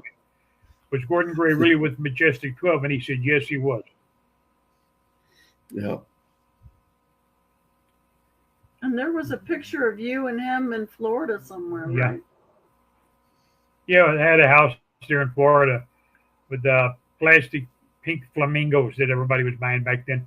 You stick them down in the soil in the yard. Uh-huh.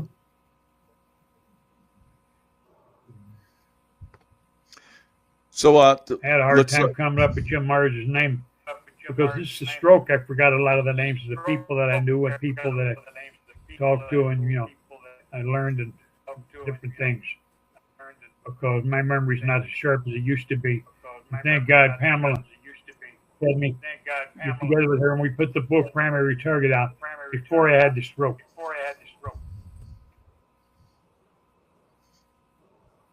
Yeah. So let's talk about your book, Files, the Primary Target, and people can. It's got a lot of details in it. Yeah, it's a great book, and so we've talked about it before on the show, but we talked about how people can get it. Yeah. Right. So they can get it up. And I put my thumb for one reason. I could see that it was mine. This and on one the back is cover, upside down, but they're normally on this first page. But he accidentally did that one. But we'll fix it. But on the back page, the back cover, it's me standing behind the tombstone of Nicoletti's grave. And Nicoletti and me were together. Him and Milwaukee Phil was partners for a long time, but when Milwaukee Phil stepped down from it and decided to remain in the shadows for a while, I became Chuck's partner in a lot of the hits. And the ledger that I had burned had over 60 hits in it with Charles Nicoletti and me in it. Wait, because it's spinning and it might not be hearing you. No, we got it. You're good. Yeah. Did you hear all that about me standing back of Nicoletti's grave tombstone? Yeah, that's good insight. I didn't realize that. Phil, yeah, okay. Ask if there's any questions, because is there any questions from that you want to people that and the people that's watching the show? This might be one of the last chances to get it. As far as I'm concerned, this will possibly and probably be one of my last interviews. Now, Dory is going to come out with a feature on the documentary. But when it will be released, I don't know. But Dory came here and no, Matt, the guys that filmed you in 2023 are coming out with the documentary. Yeah, okay, Matt. Dory's Matt not going to have a documentary. Matt Guthrie. I get people mixed up. Like I said, since the stroke, my mind is not as sharp as it used to be. They're going to do feature thing. I was supposed to be on the History Channel or something, and it'll be about me and the JFK assassination and my part of my life in that. We'll see. Very nice. And so far, Matt told me they had $50 million for the full-length feature cinema movie they want to do. They said the movie's going to cost like $100 million, and they got $50 million already towards the cinema. Who will play my part? I don't know. Tell them what type of person I told them to look for I to forget. play your part. Oh, the NASCAR driver. She's A young NASCAR driver. young NASCAR driver to play my part. They want to look for that Yeah. type of physique. The young NASCAR driver. So anyway, I'm getting a little bit confused. It's about time for me to go lay down. I'll try and hang on for a few more minutes. All right. Well, we thank you. So a lot of questions are about, why you went to prison, but we've discussed that. Now, Hillary Clinton, tell us how she was involved in you being targeted like that. That would be phenomenal. I was targeted because I was one of the last people to survive that could put her bill with a load of drugs in Arkansas, in Mena, Arkansas. Cocaine. Load of cocaine, marijuana, whatever was flying in. And I used to fly with Barry Seal. Sometimes we'd fly in the same plane. Other times he used his plane, and I flew a DC-3, which in a military transport name would be a C-47, depending on how it was fixed out. And Hillary, anyway, she's cleaning up all the loose ends. Bill was running for president. And the two amateur cops, they'd been on the force 10 years and 12 years. I hate to call them amateur cops, but they were amateur assassins. They come after me and my partner, David Morley. And we won the shootout, but I lost the battle in court. And I wound up with a 50-year sentence. But I was sentenced under the old law, which meant I had to do day for day, which meant I had to serve 25 years. And when I first started out there doing the time, people found out who I was. And they come there, they wanted to do an interview with me on the Kennedy assassination. It was on a Sunday morning. I had the warden, Salvatore Godinez. I had him call up Ann Richards, which was the governor of Texas at that time in the early 90s. And I talked to her, and she said, first of all, Godinez told her, said, I have a prisoner here in Illinois. She said, the governor Richards, he says, that claims he knows you, and he said he wanted to talk to you. And he said, he's doing time by the name of James Files, but he said you'd only know him as Jimmy Sutton. And she said, I put Jimmy on the phone. He said, well, I got him on a speakerphone.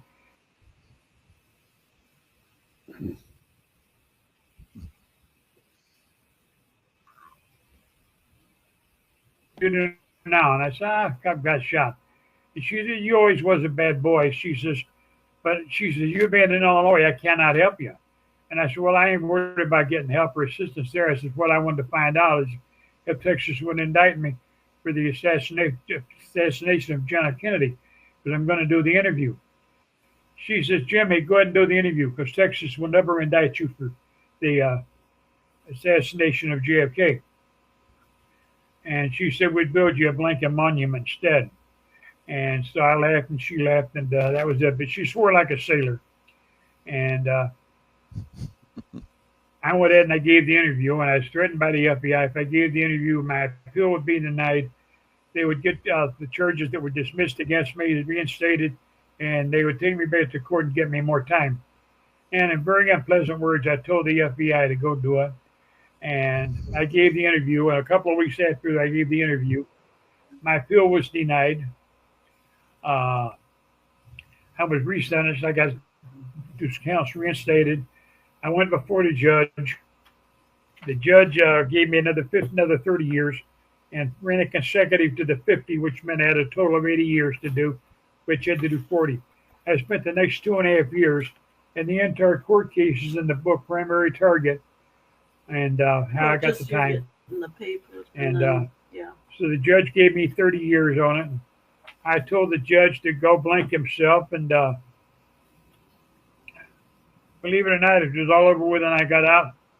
The judge wanted to take me and my wife out for dinner, and he told a couple of people, he said, I admire the guy. And he said, why? He said, he's the only guy that stood in the courtroom and looked me in the face and told me to go blank myself. Because I told him I didn't remember having a trial on the reinstated. And he said, it's okay. And I asked him what he didn't understand about it and why didn't he go blank himself, et cetera, et cetera. So anyway, me and the judge, we never had no problems. And I didn't threaten anybody. Except I sent a message to Ostertag. He was the cop that got shot. And the message I sent him was that he was a very bad shot. And he claimed over 50 rounds was fired. And he was the only one that got hit out of the 50 rounds. And the message So sent back to you is that he said he agrees he was allowed to be Yeah. shot. The guy that delivered the message came and saw me and met me and my wife and Nick Keller and a couple of other people at Granny's restaurant in Antioch, Illinois. And the girl come over that morning there, and she said, so-and-so told me that he would like to come and have a talk with you and give you the answer that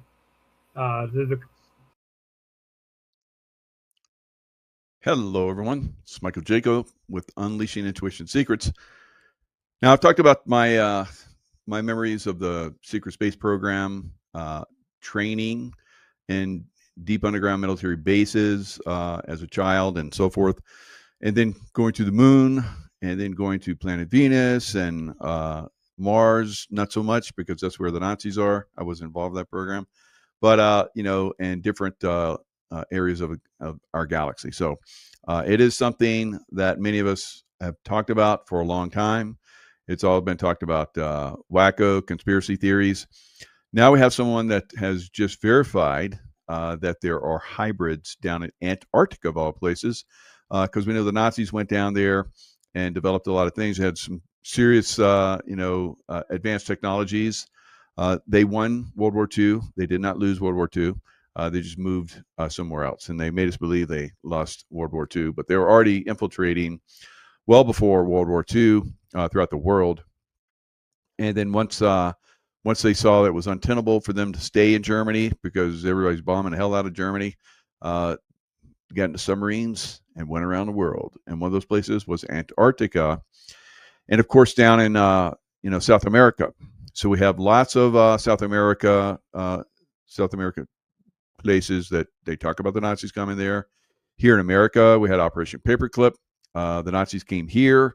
That's Werner von Braun. So NASA, lots of them went to CIA. Lots of them went to a lot of different programs, guys. So probably every three-letter agency. So this is not something new, but on that level, I've had Brad Olson on talking about the secrets of Antarctica. Now, in his Secrets of Antarctica, so I've been talking to Brad for a couple of years, and he's been talking about how down in Argentina they have Bavarian villages, and he would show that, and you can go look for yourself, do your own critical thinking if you don't believe. But we've also talked about how George H.W. Bush Sr., was basically a sheriff, German name, and his father, Prescott Bush, was a sheriff that served in the German Nazi army, or not army, but Navy. So we're seeing more and more of this being revealed. So both of them, both Bushes, Prescott and also George H.W., both born in Germany. So how was it that George H.W. Bush was a president and he was head of the CIA before that? So makes you wonder, right? So we know that George H.W. Bush was part of recruiting assassins for the CIA. These assassins traveled all over the world. Not only did they take down our government, all around the world, Cuba and Chile, and you name it, pretty much around South Africa. So governments all around the world, these assassin teams would go in and eliminate the opposition. So James Files talked about that on my show. We started off me, Jim Manning, Jim Scott, and then we had Jim Files coming on. So the three Jims, we stopped saying I stopped saying Jim and started calling them by their last names. So that was funny because everybody's getting confused.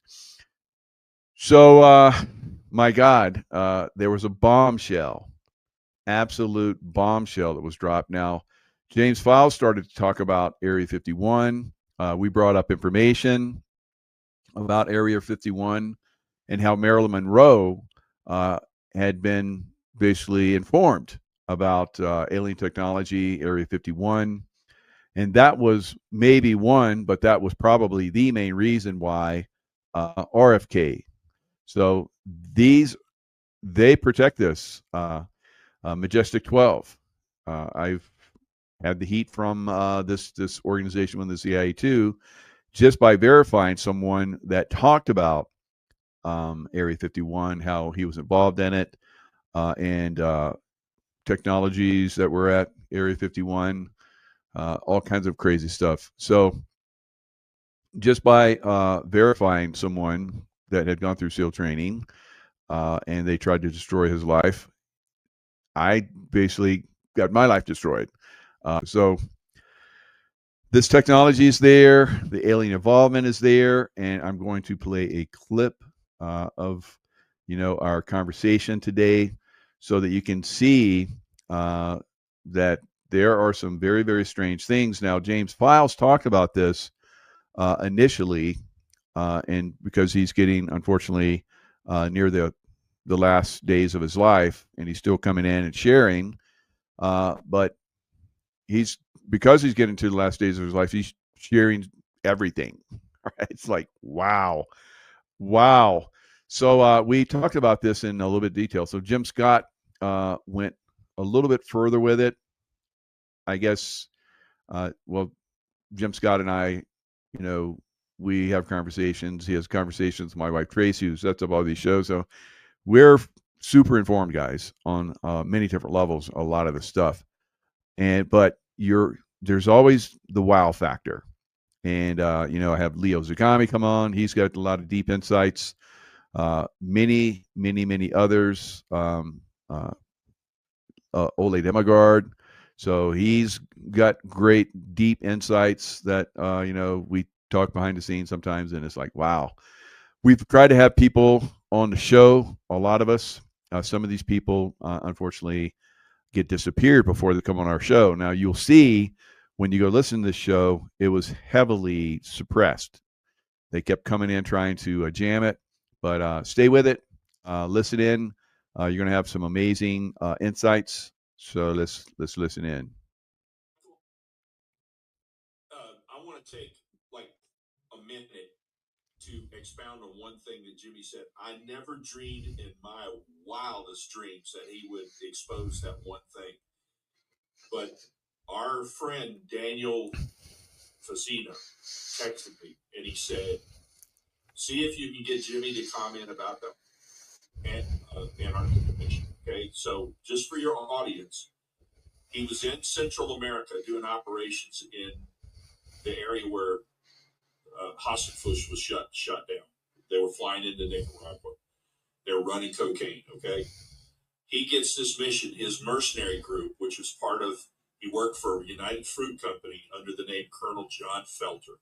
Okay, that was one of his aliases. He had 32 different State Department passports with different names on them at the time, but on paper.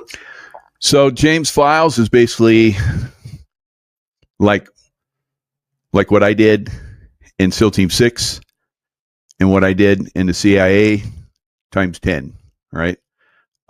He was very, very far up there and had incredible training, incredible background. I think that's one of the reasons why he's still alive. He was one of those guys, they told him to do something crazy, something far-fetched, like you're going to hear about, and he went and did it without hesitation.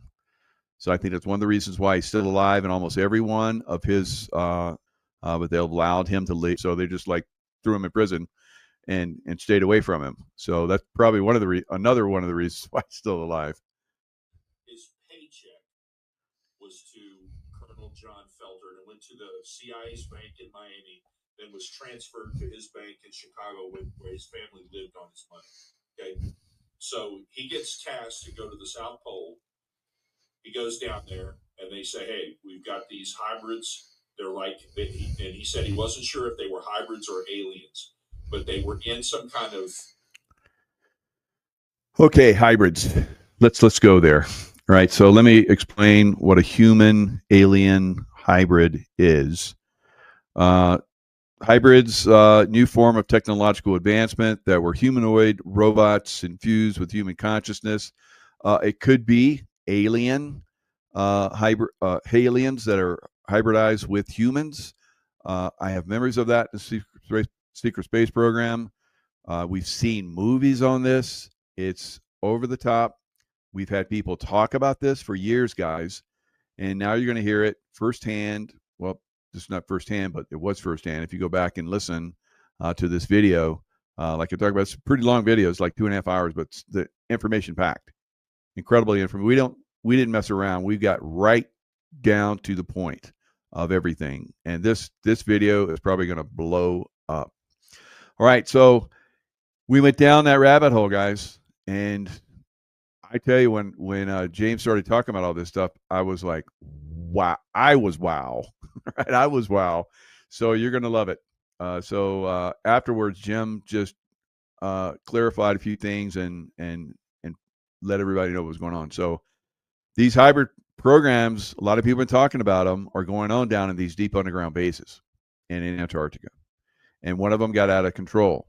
And so they called in James Files' team to like eliminate them.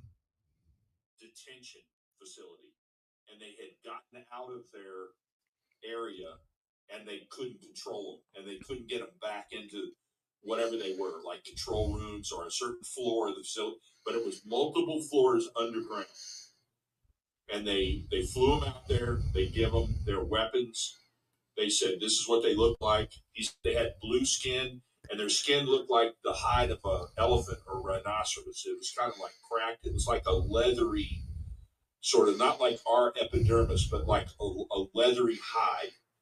That they really had an animal look to them, and they couldn't control them. They were in the facility, run loose. And his team went down there. They went down a few floors on elevators. Then they went back up, had to sign non-disclosure agreements, and were told, okay, get back on the plane. And they were flown right back to Central America. It didn't last that long, just a couple days. In my wildest dreams, I didn't think he would disclose that, because he told me he didn't want, and he's been on a UFO recovery thing too, and he doesn't want to talk about it because he feels like the average person that listens to this would go, oh, this is bullshit. There's no such thing as aliens, that kind of thing. And he said, you lose your audience and people think you're crazy. So he never wanted to talk about that. And I said, do you mind if I tell the story after you die? So what do you guys think? Is it crazy? Are you glad you just heard about it? So there's a lot of people that have to keep this information under wraps.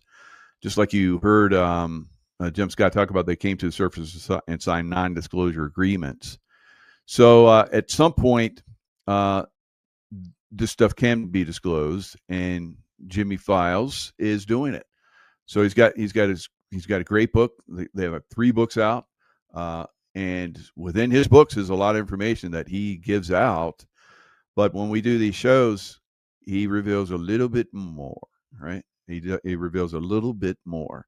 And so I guess with Jim Manning, they did like 5 hours together, and he disclosed all kind of stuff. But that won't be revealed until Jimmy Files passes away, right? So I'd like to see the guy stay around, because I've been doing shows with him for a couple of years now, and every time he comes on, it's like, wow.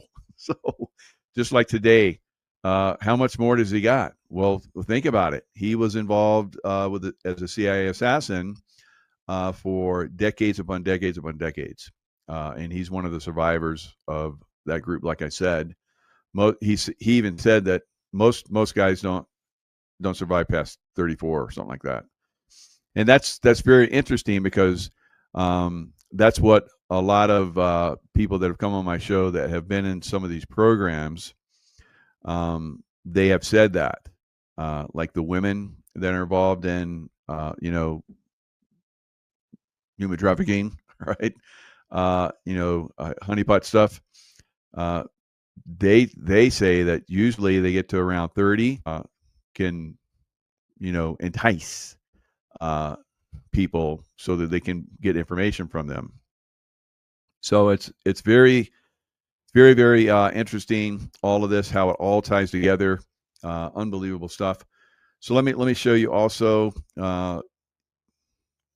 what Brad Olson has in his book. So this is his upcoming book that will be released in January. So, Secrets of Antarctica: The Untold History of the Ice Continent. So he talks about excuse me. He talks about the ice continent, lost lands, Patagonia giants, maps of the ancient sea kings. So there's science behind this. There's documented evidence. Nazis in Antarctica. Admiral Richard Byrd that went down there with a couple fleets, and both of them, and they ran away because the Nazis had super high-tech flying saucers with directed energy weapons that could burn through aircraft and ships. So they got out of there. They were way over their heads with the technology. Where they get the technology? They got it from aliens, right? Hollow Earth at the South Pole, Antarctica, ETs, extraterrestrials, black goo conclusion. So, excuse me, very, very interesting stuff. And I've been talking all day. So, very interesting stuff. So I think that we're going to see more of this come out. I think by next year, easily next year, there will be aliens on TV. All right. So everybody will see. They will be talked about. They will no longer be hidden. Why? Because they have information on extraterrestrials and a lot more. So that's one of the things I want to share real quick on that. It's amazing, all the information that's coming out, the technologies. I mean, where else are we going to go? What's the next thing that's going to happen? It's going to be quite fascinating. All right. So I'll keep you guys up to date. Like I said, I was like back-to-back shows today, so couldn't put together too much information for the afternoon. But that right there is like super, super amazing information. So hope you guys love it. I'll see you guys next time. Lots of love.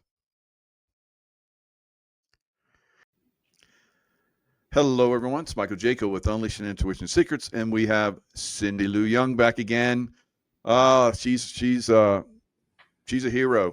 She's a hero to me, and should be a hero to you by now. Unbowed, saved by a cowboy, a rabbi, and a carpenter. When the storm rose, she stood. So great. I've already started reading your book, Cindy. You gave me a little download on it, so I've read it. It's exceptionally well written. The information in it is wow, over the top.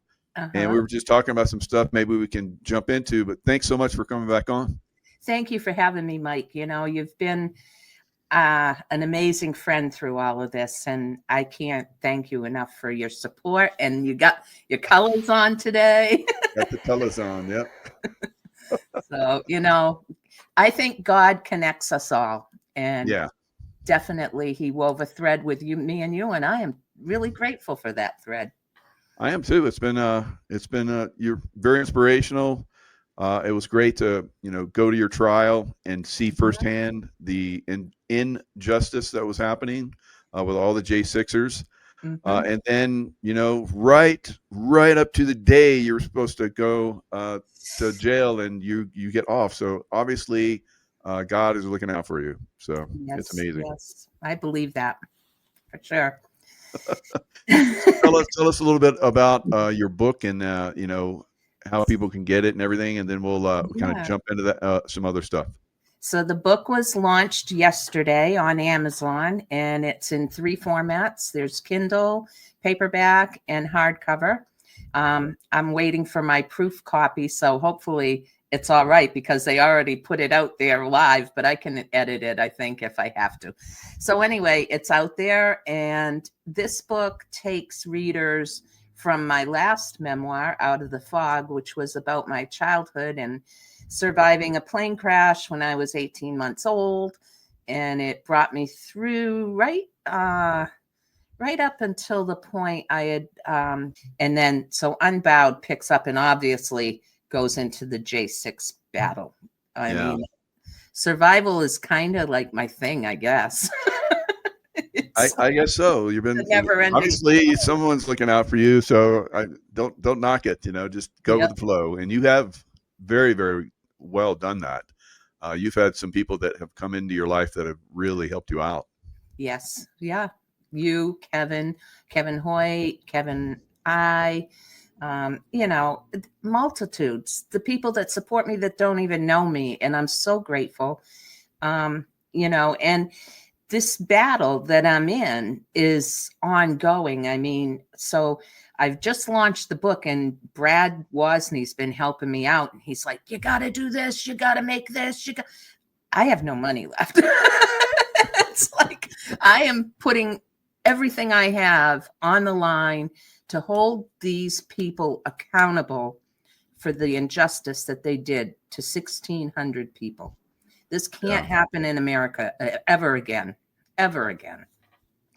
Yeah, we have to really, and that's what we've been doing. That's what I've appreciated about you coming on the show. I appreciate everyone that helped support you. Yes. You had a GoFundMe, and people really, stepped out and helped you on several occasions. And now it looks like you're going to do really, really well going forward. And so all that support, because a lot of people, I think, and myself included sometimes, I look at, we're supporting these people and just, it seems like we're just throwing money down the garbage. But in your case, not so much. It worked out really, really good. I've used every penny toward continuing the fight. I mean, for me, one of the first things that I put forward was just an appeal on everything, the mishandling of my case. I mean, I had jurors that didn't belong there, jurors that were clearly biased. I had biased judges. I had it all. And a repeat J6 juror. And all of it just, was just made for TV theater in that courtroom. They controlled it and they made it happen the way they wanted to. So the book tells you all about that. It goes through a whole 5 days of my trial in detail and what we went through, what the feelings were about it. And early readers have, read it and it's moved them. They've been eye-opening at how corrupt our system is, and moved them to tears in places. I'm glad you said that, so I don't look like a wimp. But I was reading it. I was like, I'm getting teary just thinking about it. But yeah, like I said, unbelievably well written, and I'm just getting started with it. So I look forward to reading more.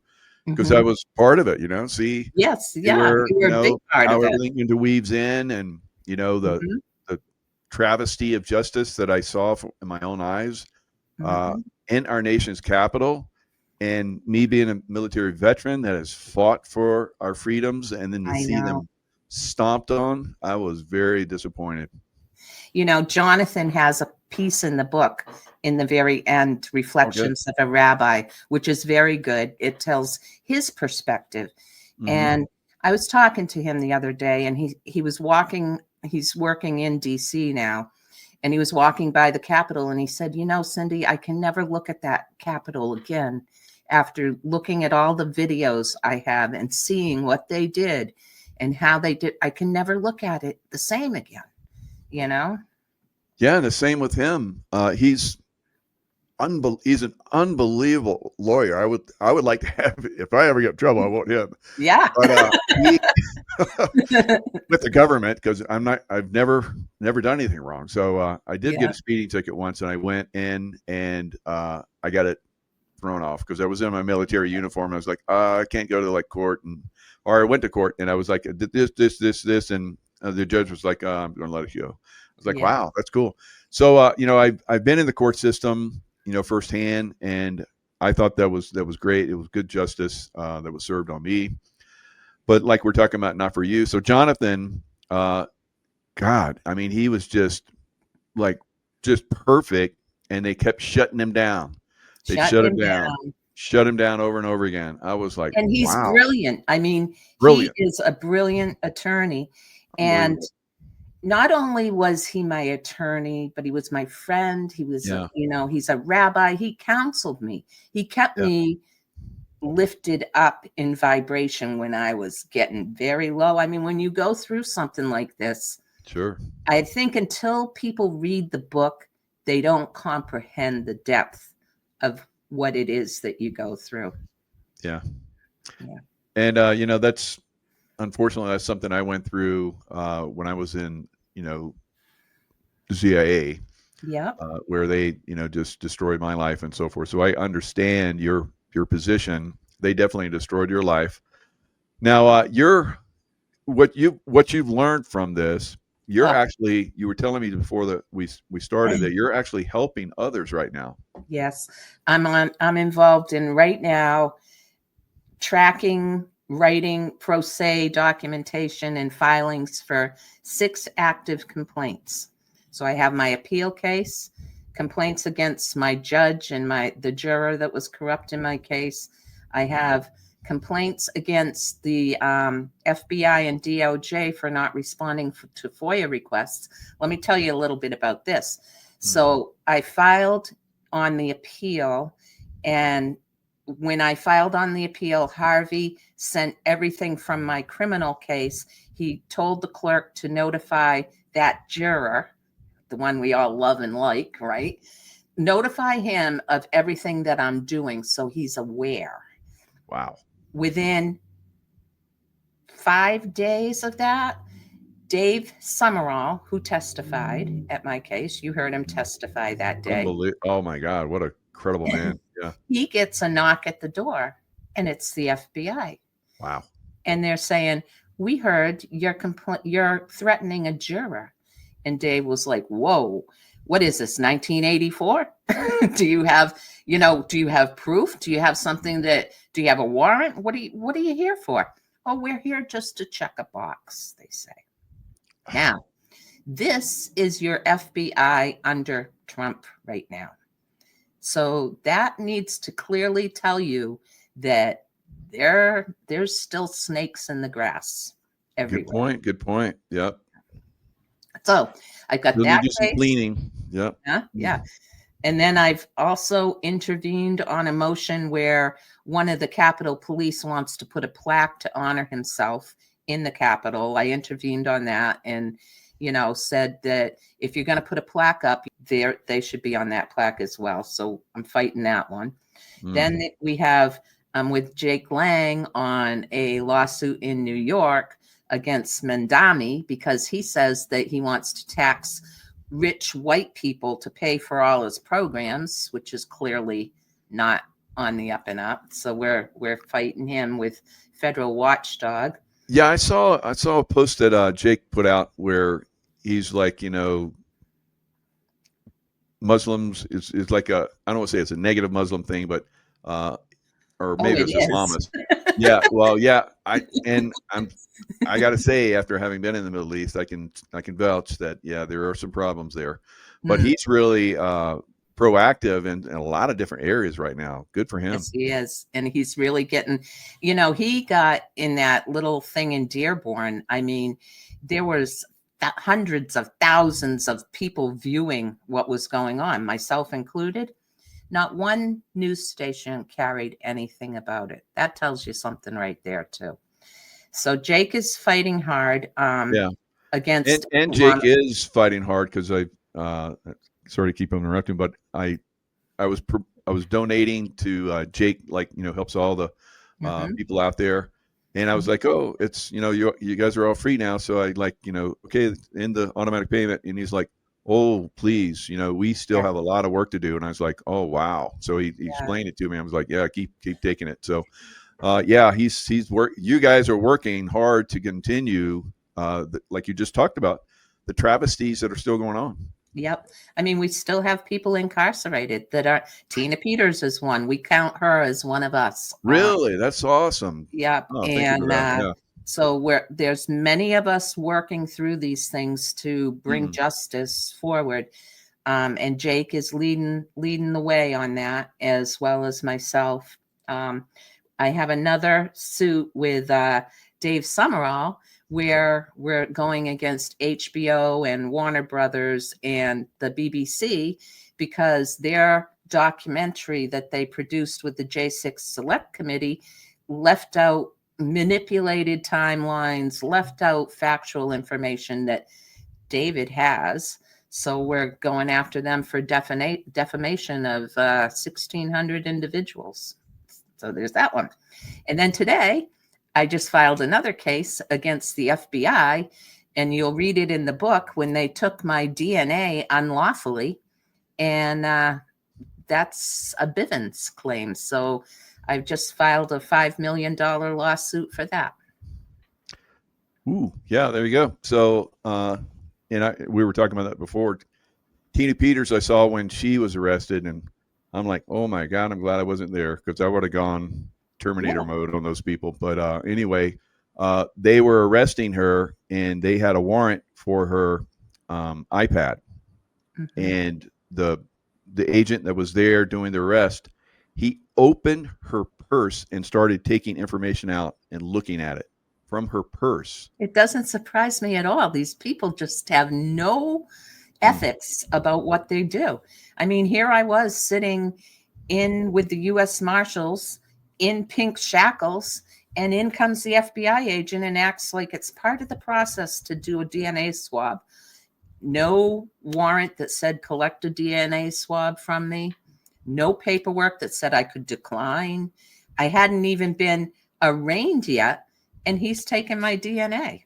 So, wow, yeah, man, that will make everything. I mean, there's not enough money in the world to correct the wrongs that were done to me, and as well to you. What I would like to see is like this just doesn't happen to anyone else again. That's my goal, Mike. It's like justice, hold the people accountable that for this travesty that really should be held accountable, and let's have some true justice, because I think at the end of the day, I look at the people that support me, that I connect with and talk to, you, everybody.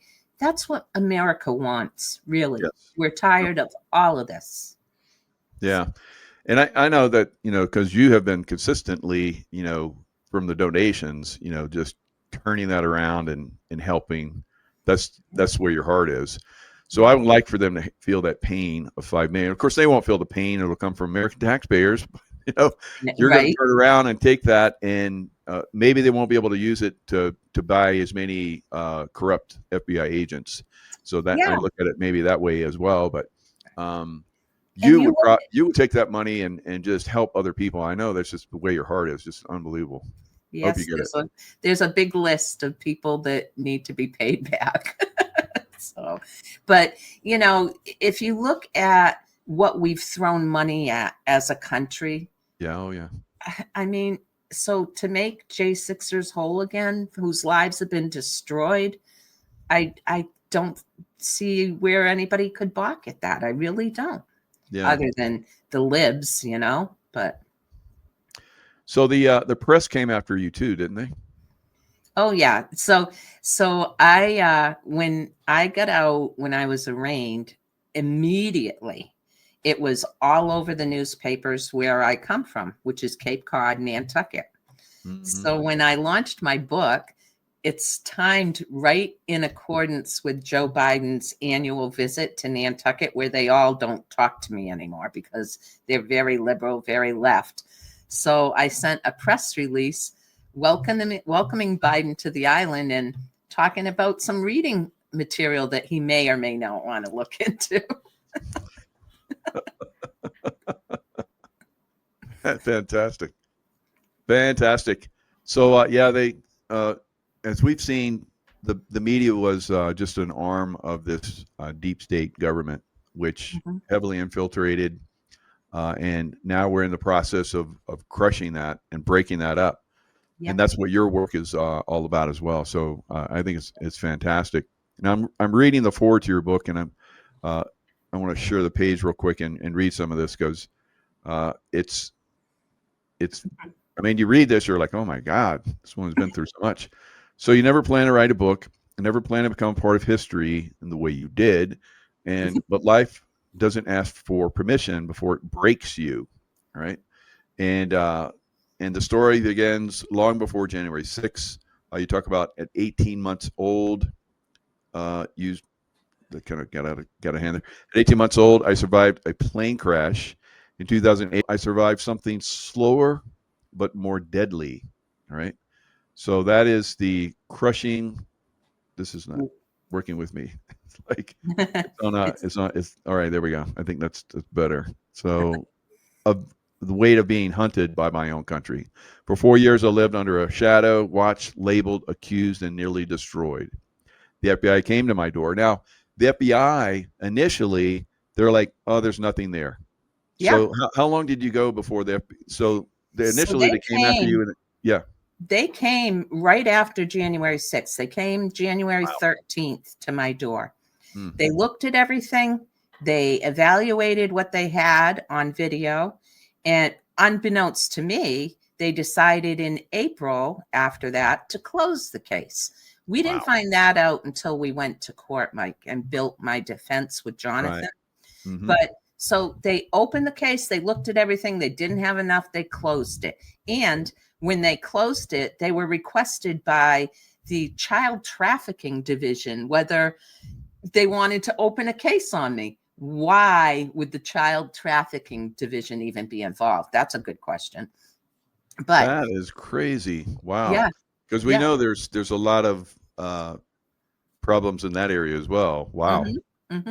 So they closed the case. So then we go on, and I had even called Garland during that time frame because I was going to Arizona, and I knew that other J6ers had the Quad S designation for domestic terrorists, and they were being pulled out of the line at airports for extra security. So I said, am I going to have any problems flying? He's like, no, you're on the back burner. Just go. Doesn't say your case is closed. Just says I'm on the back burner. So off I go, feeling like I'm still under the gun. And in the meantime, I'm seeing them surveil me. You know, I talked about it on many podcasts, what they were doing. And it's in the book as far as what they were doing. Wow. Yeah. So then I go to a school board meeting. And this is in the fall of 2022. And I spoke at the school board meeting, got captured on video. And that was right at the time that Garland wrote his letter about parents at school board meetings being domestic terrorists. Oh, wow. So they like you got the double whammy. They're like, oh, she's J6 and she's like speaking out in the school board meetings. Wow. Yeah. God. So that was like around November time frame. And in December, it was early January, 2 FBI agents, an FBI and a field state trooper showed up at my business. And that was when they reopened at your another business. case. So they want to completely humiliate you and cause problems. Wow. Yep. Gosh. And when they came, they showed me pictures and they wanted to look at my jacket that I wore. And unbeknownst to me, and this is where people really need to be aware of things. And I wasn't. I've never been in trouble like you, like traffic tickets. That's about it. But they needed me to self-identify. And had I not said self-identified and wrote my name that, yeah, this is me, they wouldn't have had me. They wouldn't have had me. I should have just said, get out. You have no business here. Do you have a warrant with you? No, I'm not talking to you anymore. But no, Cindy talked to him that day, you know, to my demise. But That's good for everybody to realize that. yeah, If they don't come with a warrant, guys, it's like go don't get it. even talk to him. Don't Yeah, talk not to at him. all. Hmm. So there's been lots of you know, to the, I guess we could even go to Michael Flynn, you know, General Michael Flynn. Yeah, The FBI came and talked to him and then used that to, like, you know, take him down. So he should have known better. yep. I know better because I've been involved in all that, but most people don't. No. It's crazy. And when they come, they come like they're your friend, you know. They're like, Mm-hmm. oh, you're good, you're not a threat, you know, blah blah blah. In the meantime, they're writing you up, they're suggesting phrases to you that they're going to use against you. Oh my God. Yeah, yeah. So you Wow. thought this, right? And then it appears in their report. But one of the things that Giftos, and I call him the gift that keeps on giving in my book, because that's what Jonathan calls him and that's what I call him. He wrote a report on me that he wasn't going to talk about on the stand that said I was peaceful, that he had looked at all the videos and he had seen me asking for directions how to get out of the building. Yeah. Yep. And I was behaving peacefully. So and you're carrying an American flag. I was like, you're the perfect, you know, person for America, you know? Yeah. You're like, look, we need to look at the election. It's a fraud. Yeah. It's like peaceful demonstration. And Mm-hmm. we came to the Capitol. You and everybody was invited into the Capitol or pushed into the Capitol. Like for when you talked about it, you were just up there and there was a surge and you ended up in the Capitol. So you're like, well, while I'm here, we'll just walk around and be patriotic. And boy, that backfired on you. Yeah. And where was I going with that? Yeah, basically, you know, they use everything. When they say anything you say and do can and will be held against you, believe it. Now, that's a good point, because they'll twist that like they did for you. I was like, that is not even what happened, but they twist it and make it a different reality and said, see, and for that she's got to be convicted. She's got to go to jail. I was like, what? All they really had on me was my words from social media, by the way. Wow. They went through my Facebook, they went through my Twitter, they went through everything, and they pulled out statements that I made. And of course, after I'm riding the bus home on January 6th, being bombarded with texts from people telling me that I'm a domestic terrorist, insurrectionist, I'm out of my mind, I'm responding back like, you don't know what's going on. You're listening to the media, right. You know. And I said some things. I said Pence was a pedo. I believe that today. But so they used it against me, you know. They used my words and they inflamed the jury with my words. That was the intention, and it worked. Wow. Yep. And they just twisted them around. And so now when I was doing, you know, because I'm a social media guy and I was a social media guy, that's why I went there. And fortunately, I didn't go inside, but, you know, you did. But I don't see anything. I looked at all the videos. You were even asking one of the Capitol Police, how do we get out of here? And she gave you some directions you didn't feel comfortable with. And you're like, I don't think that's right. And it wasn't right what she was trying to get you to do. And they twisted that too. The prosecution said, because that was at the time when I was exiting the building, I was just following the crowd, trying to find my way out, right? Mm-hmm. And I ended up in the area where Ashley Babbitt was shot. That was the speaker's lobby. Now, the speaker's lobby is a small hallway to where the glass doors were where the shooting took place. Mm-hmm. I was way at the back of that group. And that was when I went up to an officer and I said, I want to get out of here. How do I get out? He points me one way, then he turns me around and points me down these stairs. So I left, I'm going to say minutes, seconds before Ashley got shot. Wow. There was stuff going down. There was activity in that area that I said to myself, I'm out. So I go down these stairs. I meet another Capitol Police officer. She's a supervisor because she's all in white. And I said to her, I want to get out of this building. Can you just show me where the exit is? And she points me down the Hall of Columns, which is completely empty. There's nobody but me, her, and an empty hallway. And it's a crossway. So there's one hallway that comes across and then it extends further. And as I look at the door where it extends further, military is coming in with long guns and they're coming in military style. So I say to her, you know, I'm not comfortable moving because they're going to shoot me. I went right against the wall. I was scared. And she said, oh, just walk with your hands out. You'll be fine. And I'm like, no. No. Just get down there with your hands out and they'll shoot you. Yeah, it's like, God, So I told her to get a guard between me and them. And one came out. There's a video of it. And he points me out of the building. So I'm walking by. I walked by 4 or 5 guards. None of them approached me. None of them said anything. They weren't threatened. I went out of the building. So that whole thing was just. And I remember they showed you just going out the building. It's like, see, it's like, see, she's leaving. She's leaving. What they did was they said, oh, look at the magtrometer. It went red. Well, when you walk through the wrong way, it goes red. I didn't have a gun. They were trying to insinuate I did, you know? Sure. Yeah. So there you go. They try and like just create lies with everything. It was just constant. And then when you and Jonathan would bring up stuff that was like relevant to like, and it should be like thrown out because he had great stuff. I remember we were all talking together. We'd like brainstorm. It's like, I'm gonna do this. And we're like, oh my God, this is gonna like end this thing. And then he would talk and they were like, let's they would like do this. Remember that in the whole courtroom and they're like talk and they get on, you guys get on the phone. And it was like, wow. Every time he got momentum, they shut him down. They were like, objection. And it slowed his momentum, but it didn't stop him. No. He got both FBIs. He impeached their evidence, both of them. They looked like dummies. Totally.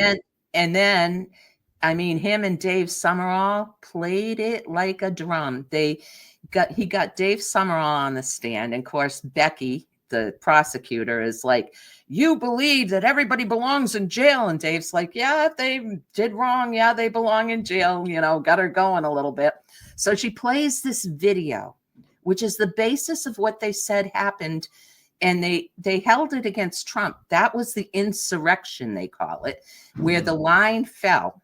And they said that the line fell at the Western Tunnel because of the crowd surge. Not true. And she goes and she plays the whole video of it. And Jonathan's whispering in my ear while she's doing it, oh, please keep playing it. Because the way it works is if the prosecution doesn't open up material for discussion, if they don't bring it forward, you can't talk about it. So it's not on the table to question or talk about. So she plays this whole video, and Jonathan had submitted our video the night before, which she obviously didn't look at. And she objects when we go to play our video, and she goes, I don't know where Mr. Gross is going with this. And Harvey, the judge, says, oh, I know where he's going with it, because he looked at that video and he knew. And that video showed the jury, showed everyone in that courtroom, the reason that line fell was because the Capitol Police gassed themselves. They gassed themselves and they retreated back into the Capitol, and the crowd surged. Well, that and the crowd surged after they were provoking the crowd. Shooting gas them in the head. Crowd, yeah, rubber bullets in the crowd. You see people that are just like disfigured from being shot in the face. Like what? Yeah, so they're provoking, definitely. Yeah. We've shown on my show on Unseen Storm, there was a show where we showed 7 headshots where they just fired right at someone's head with the rubber bullets. That is not allowed, not the head. They were aiming right at the head. Wow. And so your YouTube is what? Unseen? On Rumble, Unseen Storm. It's under J6 from the Heart, and it's a series that I do every Friday. It's a live show, Unseen Storm, J6 Revealed. Tomorrow I So, have Jake Lang talking about his Dearborn, Michigan activities. oh, good. Yeah. So we'll have to put that in the description box so people can access that. That's good. Yep. So yeah, that's amazing. And we've seen a lot of these photos, or you and I and people that are really involved with this. It's available to everybody. You go to your Rumble channel and you see it. You've got some shows on there. But even in your court case, we had the one guy that came in that was revealing all this stuff, and I was like, "Holy smokes!" And I guess he does that to all these different groups, and they like attack him while Yeah. he's there. Yeah. And what's that guy's name again? David Summerall. David Summerall. Yeah. So David Summerall just was crushing it, and he was, and they were like, "You're like."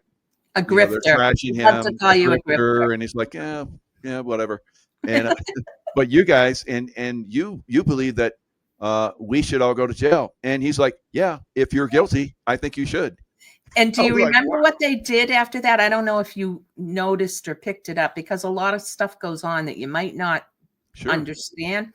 But the minute he got down from the stand and said all that, the clerk came out. We had information on all the jurors, who they were and where they worked and blah, blah, blah. Collected it all because they were afraid. They were all afraid of us. I was so disappointed. I was looking at the jury, and I was like, those are just normal people. And there was a priest there, Catholic priest, and I was like, these people, there's no way they're going to convict her. Right. And they went, and they all like, yeah, guilty. What is going on? I think there's a frequency. I think so. It's very disconcerting. Yeah. That there's actual people that seem like they're normal that are very unnormal. But you got to remember too, who was the foreman that led them to the decision was the attorney that was a DNC operative that never disclosed his biased opinion. And he, being the smart man that he was, he led them to their decision. So, yeah. Wow. Yeah. Unbelievable. So, any other things you want to bring up? No, I probably told you all about my book. Now you don't have to read it, but no, you do. No. I'm like I said, I started looking at it. It's like there's a lot of information in there, a lot of material. Yeah, a lot of detail that I'm sure, just like we're talking about right now, it's like I missed that, and I was there, but people that weren't there, it's going to be incredible. Yeah. So close that you were there, but just before Athlete Babbitt was shot. Wow, it's crazy. Yeah. And one of the things, just one other thing that I missed, and this is me, I'm in my courtroom, I'm at my own trial. And one of the things that came up right from the get-go was this motion by the prosecution. It's a 615 rule. It allowed them to keep every FBI agent in the room during testimony. So they all were sitting there listening to all the testimony. I even had one sitting at the prosecution table, helping to determine who was on the jury, listening to all the sidebar conversations. How is that fair? Well, I'm glad you said that, because that reminded me, they were surrounding us. They're in civilian clothes, but I know how they look.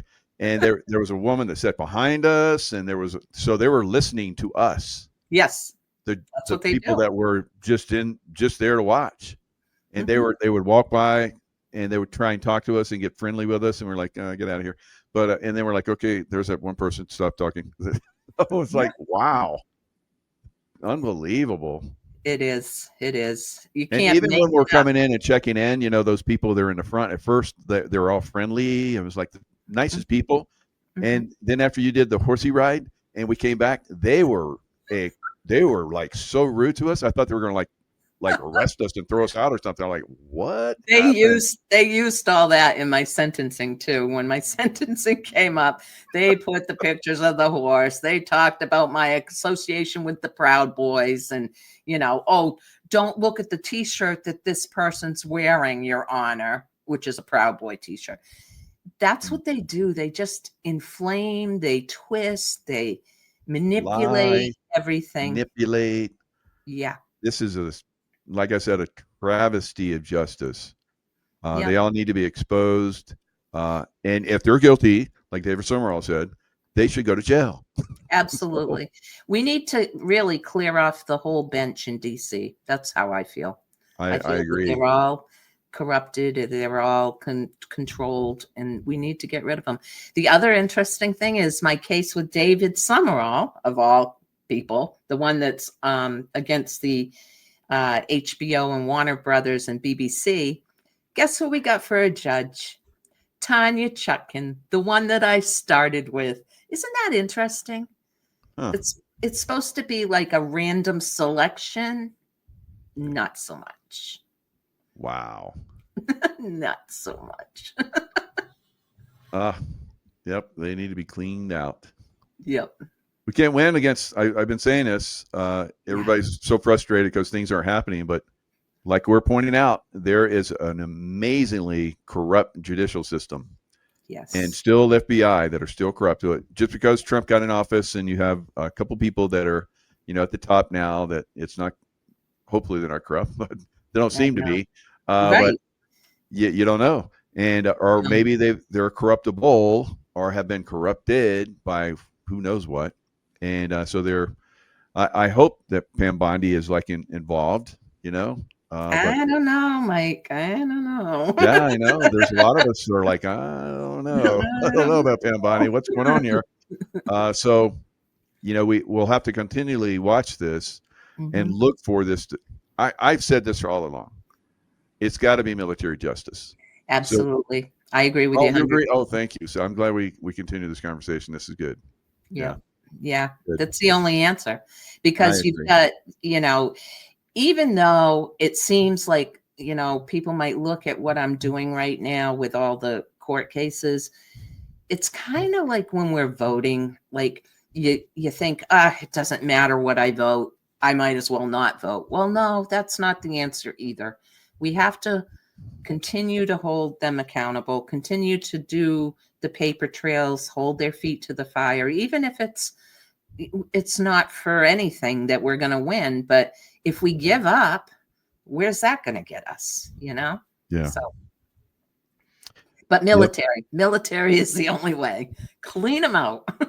On so many different levels. Different levels. I mean, politically, because this is what this was all about. Mm-hmm. The election.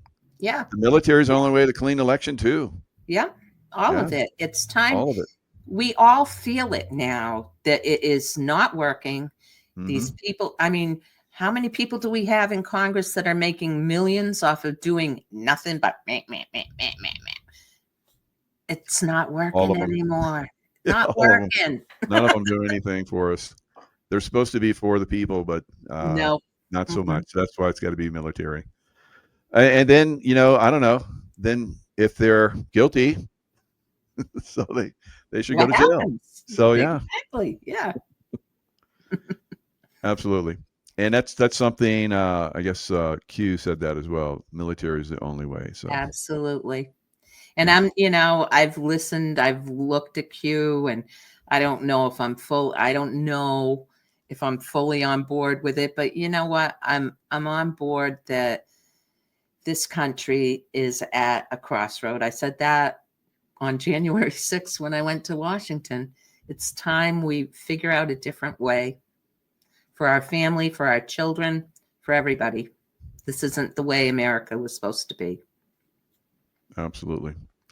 And Cindy, you're doing more than your part and have done more than your part and have, paid the price for going out and, trying to help people, correct our government, our incredibly corrupt government on many levels.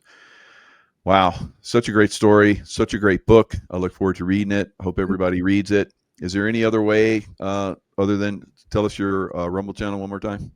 Oh, it's J6 from the Heart on Rumble. And then look for Unseen Storm Revealed. So that's that. You're in that?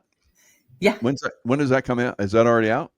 Yeah. Oh, yeah. That's every Friday at 3 p.m. live. Oh, that's your show. Okay. I thought that was like some kind of documentary. Sweet. No. Maybe, but I'll probably be in one sooner or later. I hope so. Yeah, you deserve to be. Jeez, the way you've been going at this. How long do you think before all the J6ers get retribution and get justice? Here's the concerning thing for many. There's a timeline of statute of limitations. So those that were arrested right after January 6th, within that first month, their statute of limitations is coming up. Oh, And wow. I think that our government is slow walking everything, Sure.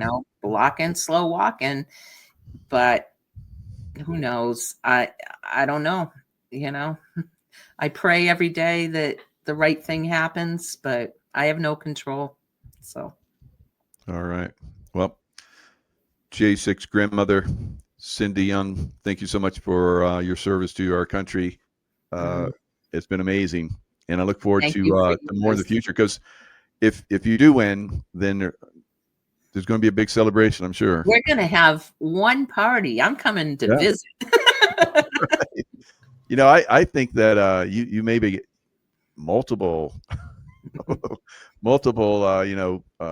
settlements. You look at the the also the news and all that kind of stuff. There should be something that's done about that as well.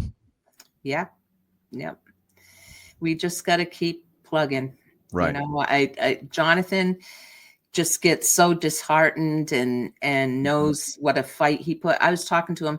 He managed at one point 20 cases at a time. And people don't understand the depth of what that takes. I mean, these videos that they had to chug through and look through, and I don't know how he did it. He doesn't know how he did it. He said the whole 4 years is a blur. And he gets disheartened that thinking that he didn't achieve anything, but he's achieving every day. He really is. So I agree. Yeah, he's an inspiration, no doubt about it. And but that's disheartening as well, because there weren't any lawyers that were willing to stand up against that machine. Exactly. They were willing to take a lot of money from J6ers. Oh yeah. And then they're like, just do a plea bargain. Plea bargain. Yeah. Plea bargain. Yeah. And they didn't do anything. Oh, and they tried to do that to you too, I remember, right? Yeah, 2 times. I got to leave you with one statistic that blew me away. Oh, good. So I looked at all of the people that got the 4 misdemeanor charges, which is what I got, not felonies, just strictly the 4 misdemeanors. Then I took the cross section out of that were women, and how many went to trial. How many do you think? 5. 4. Almost got it right. Wow. Yep. Jeez. So one of them was Rebecca Lawrence, who actually didn't go to a full jury trial. She did a bench trial, which is a little different. You go in front of a judge, not a jury. Sure. Then there was Pam Hempel, who's since denied her pardon and decided she's going to vote Democratic. She's denounced Trump, so I don't even count her. And the other 2 from New Hampshire, myself and Kirsten Niemela, were the only 2 women that took it to trial. Wow. The fighters are in New Hampshire. Good job.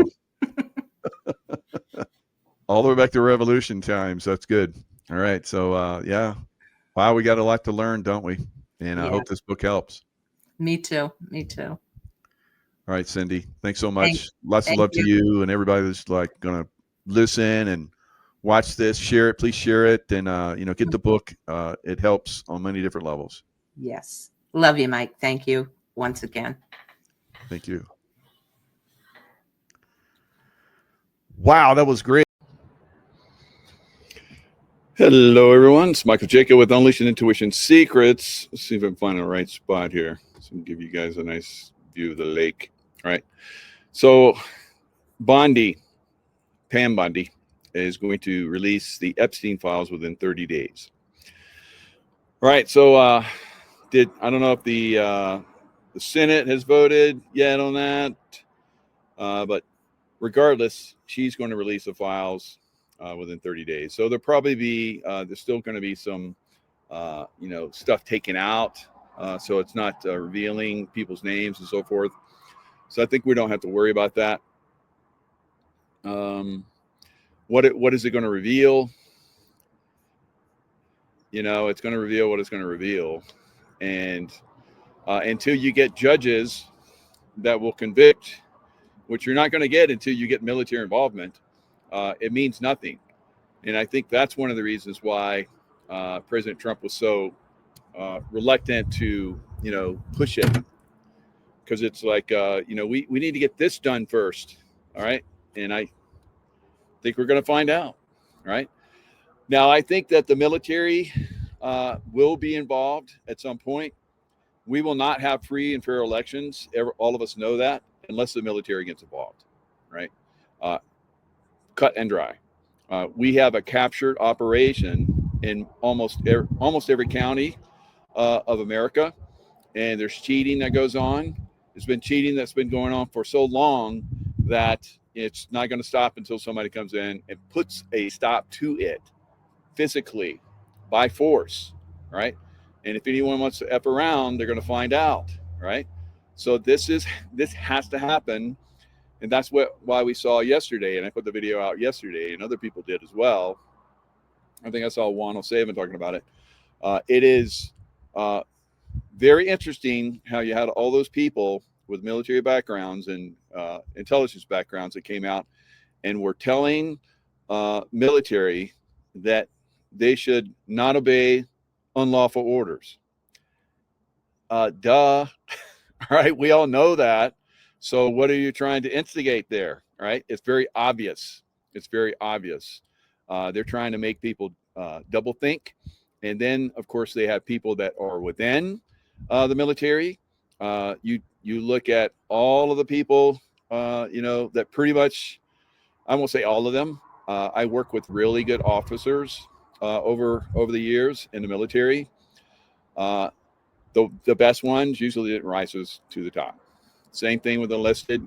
The best ones don't rise to the top, guys, because you have this, they want to control everything, and so political agendas get involved. We've seen that with a lot of people, like Admiral McCraven, right? Still, he went full on with Obama. Obama appointed him, so he went full on to the Obama camp, and he attacked President Trump. All right, so we've had other people that were at SEAL Team 6 when I was in the CIA in very close to Islamabad, where bin Laden was taken. Former SEAL Team 6 guy that was on a show just recently, and he was talking about how Obama wanted the raid to be delayed a day so that he could do he had like a press, dinner or something with all the press. So he wanted it delayed a day. So they delayed it a day. And because they delayed it a day, that's why one of the helicopters crashed, because of the difference in temperature and lift and all that kind of stuff. So, political bullshit, guys. And I saw it the whole time I was in the military. Rules of engagement. Once we went in, it was like, it's, kick ass. And if you feel threatened, and then eventually it was, okay, you need to not do this. You need not to shoot these guys. And you need to make sure if you shoot somebody, you shoot them like this. It was insane. Absolutely insane. Right now, when I was fortunately, when I was in the CIA, I was like a James Bond guy. You're going to find out. Right. So, fortunately, I was able to, move and groove and never get in a position where somebody needed to find out. So that's what we're seeing right now with our political situation. We have incredible rules of engagement that are not make absolute no sense. And so we have to come in with good leadership from the military, not compromised military, not judges, not military, not political types that have agendas. So this has to be cleaned up. There's a lot of cleaning up that has to be done, and it's not going to happen overnight. So Epstein files released. So and so was on the Epstein. We already know Clinton was on 26 trips to Epstein Island, but he didn't go on the Epstein jet. And did he go to the island? Just because he was on the jet and went to St. Thomas, where Epstein's jet landed, it didn't land on the island. There was no airport on the island. There was only boats that could get to the island or helicopters. So there's no manifest for either of those. So Bill Clinton flies on Lolita Express to St. Thomas, and that's where it ends. So it's going nowhere, guys. Everybody's like, oh, he was on the Lolita Express to, Epstein Island. No, he went to, whoever they were, went to St. Thomas. So maybe they could say, well, I just went to St. Thomas and, I just had some meals and so forth, and then I left. Maybe, and for a lot of people, maybe that's true. Maybe they just went to St. Thomas, or maybe they went to not Little St. James, but they had a larger island. I don't know if you call it big St. James or whatever, but he had a larger island as well. Now, Epstein, how did he make his money? We know that the CIA, Mossad, and MI6, they were funneling money to Epstein. What was Epstein doing with that money, right? Was he like buying the ranch in New Mexico? And he was given the New York mansion by what's that guy who had Victoria's Secret, whatever that guy is. Nothing's ever happened to him. So he was given the mansion by that guy. And then we have, of course, Little St. James and Big St. James, whatever, and his own private jet and all these other things. And did they just funnel money to him? He was like an investment billionaire? No, he was an idiot. Everyone that was investment grade, and the stock exchange and so forth, they're like, this guy didn't even know what the hell he was doing. I asked him questions and he was like, he didn't know, right? So they gave him the money. They created a facade, and with the money they gave him, now we're already finding out there are Democrat Congress people that got Epstein money laundering. Hello, money laundering. All right. This is going to be a big thing going forward. All right. So the Democrats want to reveal. Let's think of the Democrats. They're in their own. They're out in the ocean. They're all like playing. They're throwing the ball. They're all like having fun. And then, we find out that they've been doing bad things, and they know that they're in trouble. So what does one of them do? Takes out a knife and stabs one of their Democrat fellows. And then they say, run, shark, because now the shark's going to come to the blood-filled water, and they're chumming. So they're like going to start to take out. This is what we're seeing right now with the Democrat Party. They're sacrificing themselves to try and misdirect, information, misdirect attention. Look at them. They're bad. And the person that's saying, look at them, is probably one of the worst. All right. So we're going to see this be revealed. And again, will they be held accountable? Who's going to hold them accountable? Because they own the judges. They own a lot of the law enforcement and FBI and CIA. That has to be cleaned up. And when Trump was taken down in 2020, he could have gone on, but they had everything. They had everything on him. They got blindsided. So now they're smarter. They know who the problem people are, and they're coming after them, starting to take them down. Like all of those 51, I think it was, former Intel, high ups, some of them former CIA heads of the CIA and so forth. All of them lost their security clearances. So there's a methodical taking down of the system. James Comey looks like he's going to get off. And did he reveal, or was it just a big ploy? So everybody's looking at that. But the judicial system kept him alive. So the judicial system has to be taken out. And maybe that's another reveal, because everybody's like, oh, we got him. He's like, he's going to go down. It's like, no, he's not going to go down. The judicial system is corrupt. Hello. Right? So that has to be taken care of. So Epstein Island, what? Like what? There's nothing there. You can't convict somebody that got on a jet and flew to St. Thomas. Then you have to get them going to the island, and there's no record. And then you have to get somebody to like verify that they're on the island. Okay, maybe somebody's like, somebody took a picture and they're at the island, and that gets shared, but that's nothing. What were they doing? They're standing around in the water, and we've seen some pictures like that. What does that mean? Oh, he's at Epstein Island. So, all right. So many of you have gone to places where crimes have been committed. All right. So because you were there, oh, you're guilty. Like, no, there has to be a crime, and somebody has to like prove it. This is not going to happen. It's not going to happen. Now you have people that have saying, of course, Ghislaine Maxwell and all these other people that were involved in recruiting.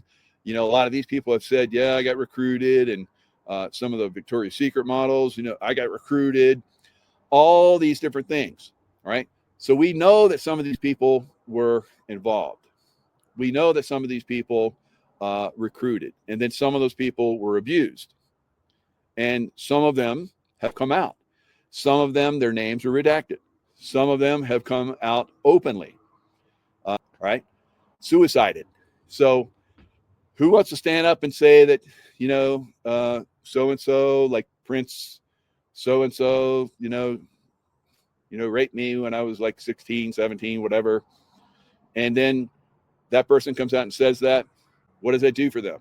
Who else wants to raise their hand and say they got abused? Not so many, right? So that's the problem also with revealing the Epstein files, because you have people that are going to cross verify. Oh, that's that person. Oh, Cindy Bye-Bye is now, involved, and she's going bye-bye, right? So that's what we're going to see. That's what we're going to see.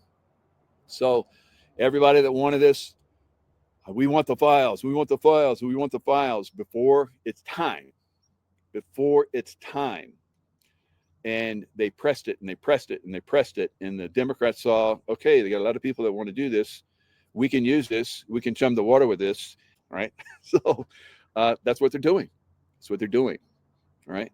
So now we can correlate and we can transpose the Epstein files onto election theft.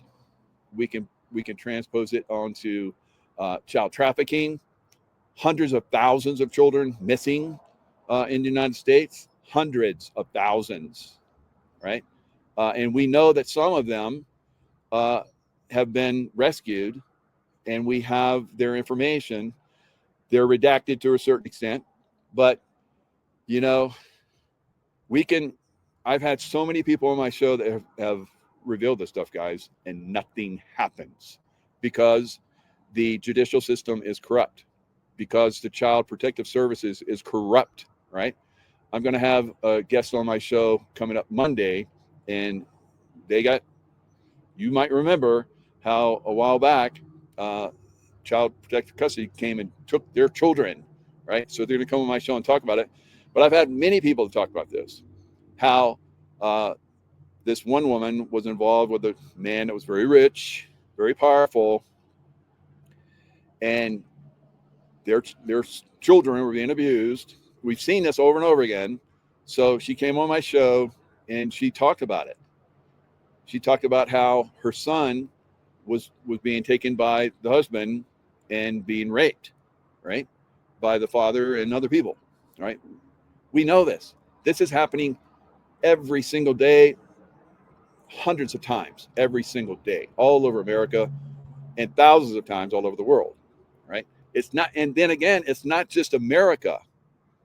It's a worldwide problem, and the Trump administration is trying to do a worldwide takedown. So I'm not saying we need to like just be patient. No, we need to be involved. We need to watch this. We need to be, commenting and sharing and all these kinds of things. But you need to understand this is not going to happen like that. It's not going to happen like that, right? Everybody's like, oh yeah, we got the information on them. So what? So what? Right? We've had information on a lot of these people, and they've been revealed for a long time. So it doesn't make any difference at this point. At this point. So yeah, very, very frustrating. Many of us that have seen this, that have been involved with it for years, 5 years now, at least. Now I've seen it a lot more, many years before, but I've known that you're not going to take these people down. They have incredible power. You're talking about people that heads of state, like Bill Clinton, Bush family, so on and on and on. You're not going to take these people down. You look at Joe Biden molesting people right in front of us on camera, molesting children. And did the Democrats speak out about that, outrage or anything? No. So you got people, normal people, that are covering for these people. That should have, when that happened, there should have been a friggin' outrage. There should have been people like storming that guy, right? JoJo, right? Bye, JoJo, all right? So eventually caught up with him, and he is bye. But what did he go bye for, right? I posted a meme, I think it was yesterday, and it had Biden with his look, and you look in it's like, what do you see when you look in, right? The Bush family, Biden's, or Obama's, it goes on and on. It goes on and on. And then the people that were, involved in their administrations, just tremendous amount of horrific, control and so forth. So now these people have incredible money, and they use that money and funnel that money around to each other through varying means, like the CIA. The CIA is involved in trafficking and money laundering and weapons trafficking, on and on, drug trafficking. The CIA, right? I've talked about it on my show for freaking 5 years, right? There's other people, not just me, that talk about it, right? So they use that to fund their black projects. So those of us that have been in the CIA, we see all this. You see it, right? I've talked about it. Anything been done about it? Is the CIA still there? Yeah. So again, you're looking at powerful organizations with incredible amounts of control that are not going away overnight, right? We're moving in that direction, but a lot of you guys get frustrated and you whine and you pout and you cry and you insult, right? Insult me. It's like, what the frig, I'm out here like risking my life sharing this information every friggin' day, multiple times a day, and you want to come in and criticize me? Come on. See, this is the stupidity that we're dealing with, right? You have to be more intelligent. You have to be more critical thinking, and you have to look at this stuff on a deeper level. And if you're not going to do that, you're just on a surface level. Well, you said.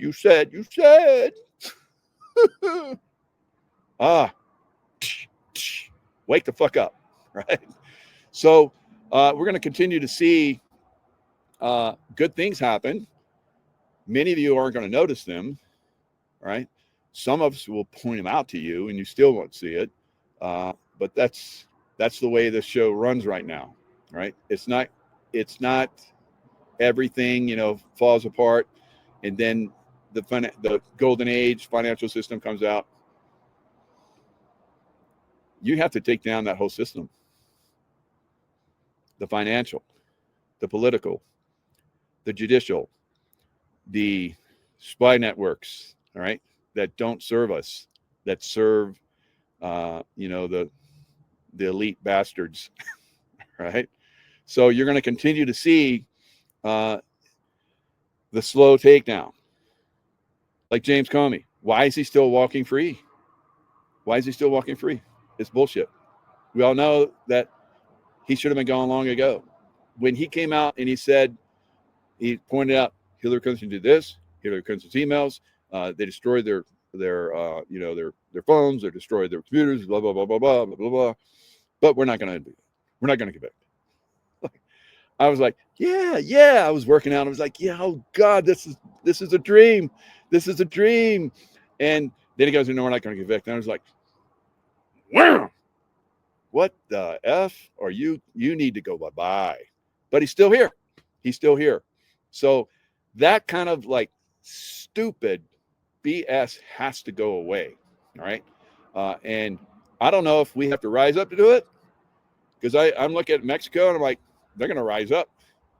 Mexico's going to rise up and take down their leadership. All right. So a lot of this stuff we've been talking about for a long time. A lot of people have, like I talked about, you're a conspiracy theorist, blah, blah, blah, blah, blah, blah. I'm like, no. And we have an expert to come in and talk about that. Leo, good to see you again. Nice to see you again and to discuss such an important subject. Oh, God, yes. Thank you. It's about time that we kind of clear some important points, especially in regards to the film Eyes Wide Shut. I once had the opportunity to interview one of the main actors in that movie. And from what I gathered, it's always been the portrait of something real rather than instead simply a tale, a novel, fantasy about rich people doing weird things. Mm-hmm. And of course, in the last few weeks, we had more and more talk about the Epstein scandal. And we had at that point people within the mainstream news finally admitting that there is something more to it, and that maybe we should be a bit more, we should kind of say sorry to the so-called conspiracy theorists who in the past have discussed the possibility of the whole thing being real. As you know, I have published lately a book, which is The Rise and Fall of a Frankist Monster, which is based on the Sabbatean Frankist cult, which was behind Jeffrey Epstein. So when I saw what was going on, and I actually read this article by Sharon Waxman, which is the founder and CEO and editor-in-chief of The Wrap, by the way, also a former journalist from the New York Times, so a mainstream journalist who has won various awards, a best-selling author. I realized that it was about time to also write an article about people finally having this realization now that maybe behind Jeffrey Epstein, it wasn't only about, of course, it was also about money. It was also about power. It was also about a blackmail sting operation, honey traps of sorts that will led us to various intelligence agencies. But as we said in the last show, where you kindly offered me the possibility of presenting my book, the main thing that people get very confused on, Michael, is that it wasn't Jeffrey Epstein working for the Mossad, working for the CIA, is the other way around, because the whole deep state in the US, as well as Israel, is controlled by the Sabbatean Frankists, as well as the Jesuits. We had the ulterior confirmation of this from a visit that happened just in the last few hours at the Vatican, which is quite incredible.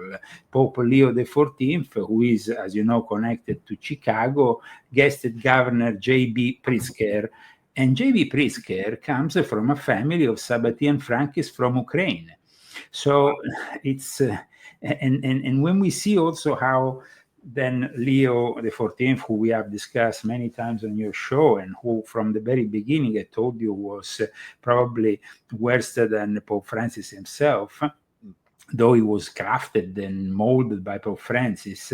I think that is important that people realize this alliance has been going on for a long time between these heretical Jews as well as heretical Christians, because I don't think that there is anybody in the right mind that can say that the Jesuits have been always, really the representatives of Jesus. Contrary to their name, Company of Jesus, they are actually, like I said in volume 12, the very last to have that genuinity about Jesus and as our Lord and our Savior. So I think that today we are in a very different world from yesterday, because yesterday demonstrated what I already told you, that if Trump maintained himself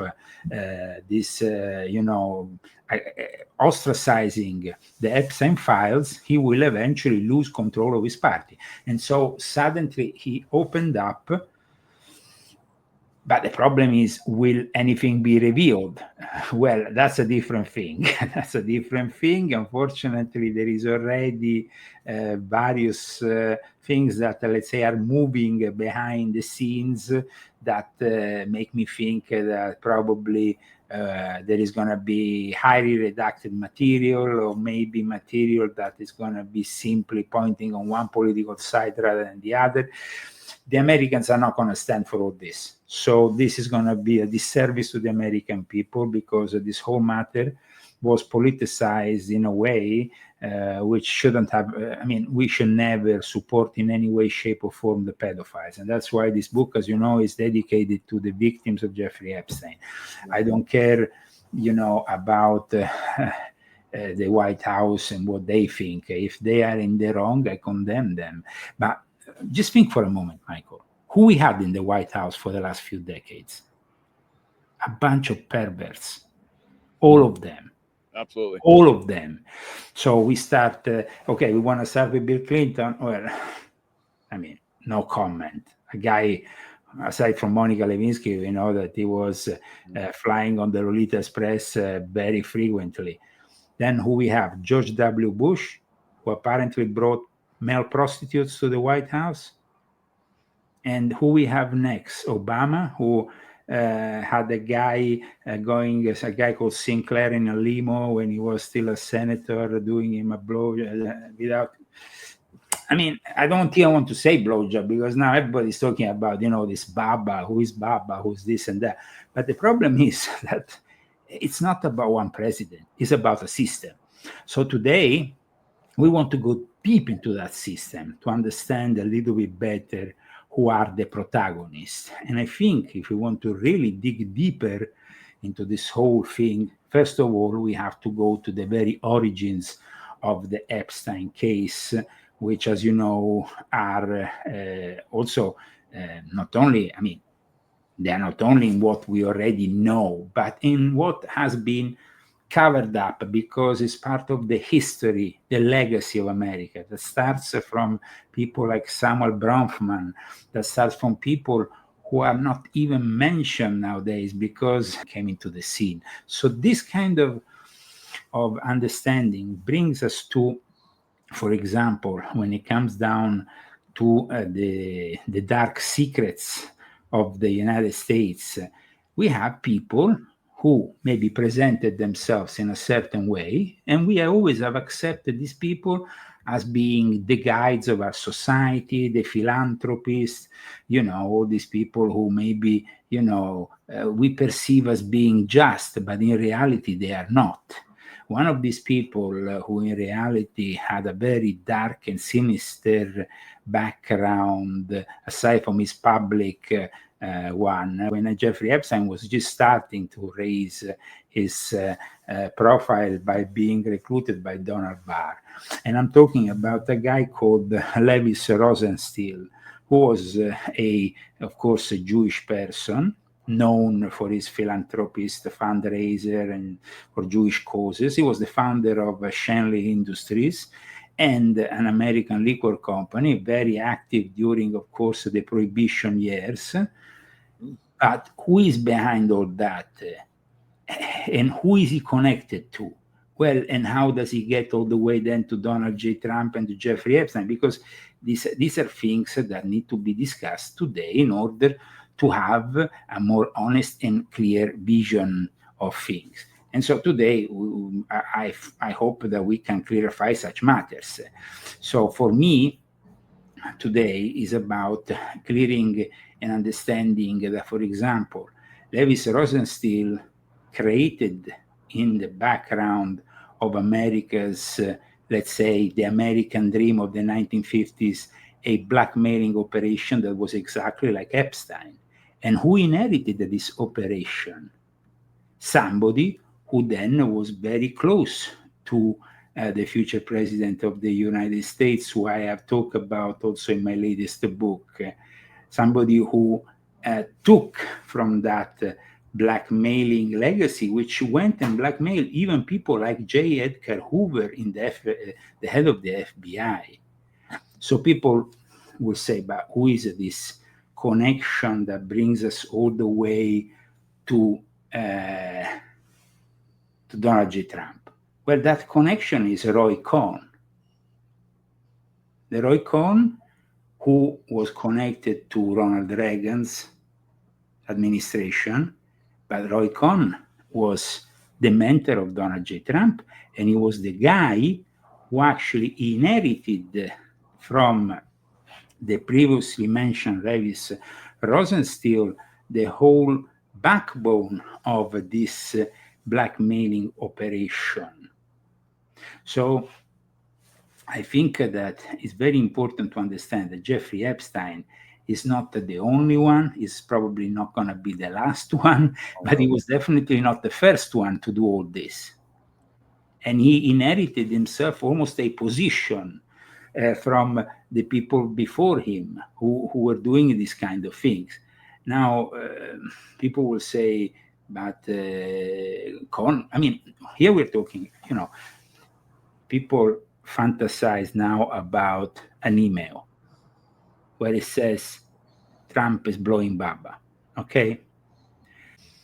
Guys, this is not about Trump. This is about a whole system of power of people that present themselves in a certain way, but they are completely the contrary when they are in private. I saw it myself, people surrounding villas with Secret Service operators and stuff just to protect, of course, the officials who were inside, who were maybe doing all kinds of stuff.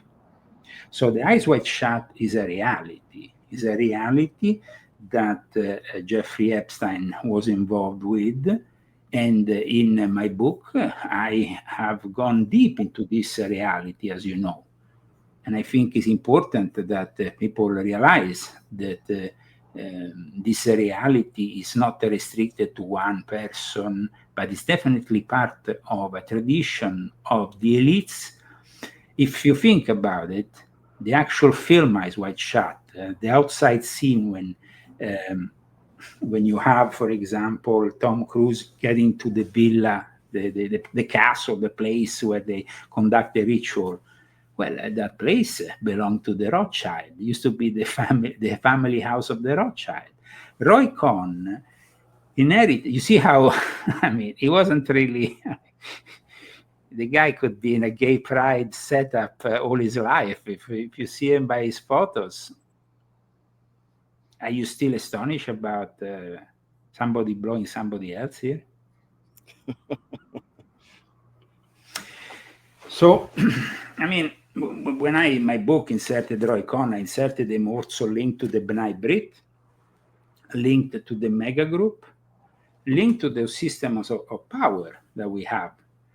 So I think that this book was very much, for me, the wish was to make it come out in a moment of relevance. And I think this is the best moment possible because everybody is with their eyes on this scandal and wants to know more. and it's going to probably be disappointed by what the system is going to eventually serve them with, because no matter what, they're going to put the national security in front of it all, because you can see that, you can see this. Do you really think they're going to show you Ehud Barak raping Virginia Giuffre? No, they're never going to show you Ehud Barak. There is going to be World War III and a bunch of nuclear weapons detonating before that will ever happen. Yep. So it's like, so I think that instead of wasting your time in the, in this, even in idealizing Trump, we should come to the awareness of reality. And you know me, I've always been a realist. I know that at times this makes people uncomfortable because they like to be a little bit, on the safe side. And maybe they like to also idealize people and the possibility that we can defeat the New World Order. Listen, guys, you can't defeat what you have in your pocket. You can't defeat what you have in your bank. You can't defeat a system that is basically owns you in every way, in every way you are move. You have a system that in some way owns you. You put your money in the bank, they own you. You work for somebody, you take a salary, you are part of the institutions that, of course, service this great United States of America. Some way down the line, there is some kind of level of compromise. And for me, it's important today to understand and explain to the people that the Sabbateanism and Frankism, with their distinct tendency to practice heretical rituals, to encourage the overstepping and inversion of established religious laws and rules, because in the end is about these people being able to preach outwards that they have some kind of belief, either Christian, either Muslim, either Jew. They say, oh, we are great Christians, and then maybe if you see them in their private life, they have this lover, this other lover, they go with this and they do that and blah blah blah. It was very easy for a gentleman called Ataturk, who founded modern Turkey, to simply put a bunch of imams into a train that we know as the Orient Express, and fill it up with prostitutes, and from that moment onwards, blackmail them for life. So it's about also the blackmail system, which is part of it all and has been for a long time. Now, Roy Cohn was part of this Sabbatean Frankist vision of things, of these dark demonic powers, which in Judaism are known also as the klipot, that are naturally ingrained in every man's constitution, and they oppose each act of salvation.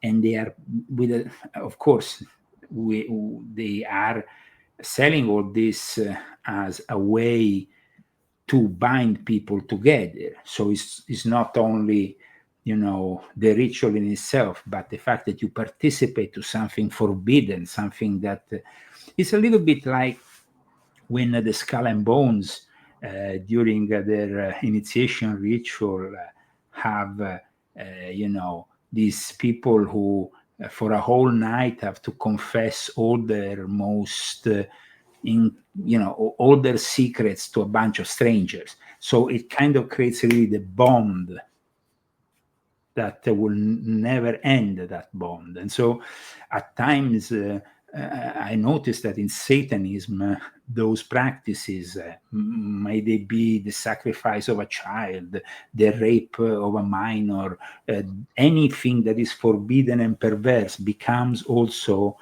a matter of deep union between the parts. Now, going back to Eyes Wide Shut, this film, and apparently there were parts that were omitted from the film. There is a lot of discussion about the end of the film. And why is that? There is apparently 20 to 30 minutes that are missing from this film, but when you edit, you can throw away things that maybe don't fit with the narrative. But in this case, apparently, there were things that were deemed dangerous. And one of the things that is often discussed is that the last scene was in reality Tom Cruise and Nicole Kidman giving their child to the pedo cult. Oh, wow. So just to give, when you later situations, but the fact that they codified the rituals in a way that they functioned for also an elite of people, well, that is a typical thing that was done by the Sabbateans. I mean, you see, there is the Sabbateans and then there is the Frankists, but they have, maybe some similarities. And they, of course, have a lot in common, because in the end, the Frankists were simply the Sabbateans with added elements, especially the cult of the female divinity, possibly in the shape of a sacred maiden or a whore that is subject to collective practices of devotion and adoration. Well, isn't that what Anton LaVey did with his Church of Satan in his Black Masses? It's exactly the same. And in fact, Anton LaVey was Anton Levi, and his family came from Thessaloniki, and they were Sabbateans. So the very roots of modern Satanism are in this cult, a cult of very powerful people. The fact that, for example, in Frankism in particular, a tendency to reinforce military customs. There was a lot of discipline, including the application of hierarchical structures. And this is very important because, as you know, even in the mafia, there is a hierarchical structure, and often they borrow military, military terms or military, like the guy's a colonel or the guy's a general or the guy's. And so there is always been the use of a hierarchical structure, and this, of course, also with the possibility that at the moment what we are seeing is going to develop in two directions. So it's one direction in which they will actually go after maybe 10 to 12 people in those files and expose them to the legality of it all, which means they will eventually get sentenced. But that is a possibility I personally have very little belief in, Michael. Because we are talking people who are very powerful, people who can buy entire states if they want, people who own. They may make some patsies or sacrifices of their group, but as we know, they'll tell somebody to sacrifice himself so that you're doing it for the good of the whole community, and that's why they do it. Yeah, but remember that there is also so much material that has been made already public, and people have and a lot of expectance. If you just go after some, now, for example, in the last few days, there has been a lot of talk in regards to one of the characters that was probably important, but still, to tell you the truth, minor respect to other characters. I'm talking here about Summers, the guy from Harvard. Now, you know that I have Larry Summers, I have dedicated a whole chapter to Harvard in my book. I have explained that Jeffrey Epstein had an office in Harvard, went in and out of Harvard, where, like you're wearing now, like your hoodie, he had the thing with written Harvard, he went around with it. He was very much present in Harvard. So today we have the exposure finally of somebody like Larry Summers. But Larry Summers also is resigning from OpenAI board because he was part of the OpenAI board. which is a very important position, because today OpenAI is a very important part of the new tech industries. And developing the AI, there is OpenAI, and then you have maybe Elon Musk, and you have maybe some other player. But OpenAI is regarded as the main player in this business at the moment. So the fact that he had to, people, for example, also when it comes to Lex Wexner also is involved in the AI. I mean, all these people are involved in the AI. They're involved in robotics. Himself, Jeffrey Epstein, was involved in financing what became the software for Sophia the robot. So people maybe should realize that it's not about simply some depraved individuals having an orgy. There's a little bit more to it, no? Yeah, and Epstein was money laundering for the elite as well. Paying off people with the money that they would give him, and then that they need that. They always need somebody to money launder, the dark money that comes in, and he was expert at that. The CIA does, they'd have black ops, and they need to have money laundered into that, and so they do human trafficking. I've seen this overseas. They do human trafficking, weapons trafficking, drug trafficking, and then they have someone like Jeffrey Epstein that will funnel that money in. They'll create a facade business, and in that facade business, they'll have someone collecting information. I saw that all the time when I was in the CIA. So Jeffrey Epstein was a facade business. Well, Jeffrey Epstein, like I said, there was a facade business, but he was also not working for the CIA, like I explained. There was maybe the CIA that was working for Jeffrey Epstein and the people behind him, which is also the case for the Mossad, which is also the case for Shin Bet, which is also the case for MI6, MI5, or all the other agencies involved. When it comes, for example, to the mega group, which I discussed the other time, one of the characters was Lauder, the Estee Lauder Cosmetics name comes into no. But the fact that there was also a banking lodge, banking and finance lodge of the B'nai Brit. I talk about this in my book, and it's very important because it was connected to Cohn and to Ronald Lauder. Now, these are very important people here because apparently, like I said, Cohn was running a similar operation to Jeffrey Epstein. And then we have, though, right in the period, which is like 1996, we have also Lauder as a major financer of Israel's Likud party, which then starts to rise because, at the time it was the labor Zionists that were more successful politically in Israel. And so then it kind of turns around. But the year that Roy Cohn died, it was 1986, sorry.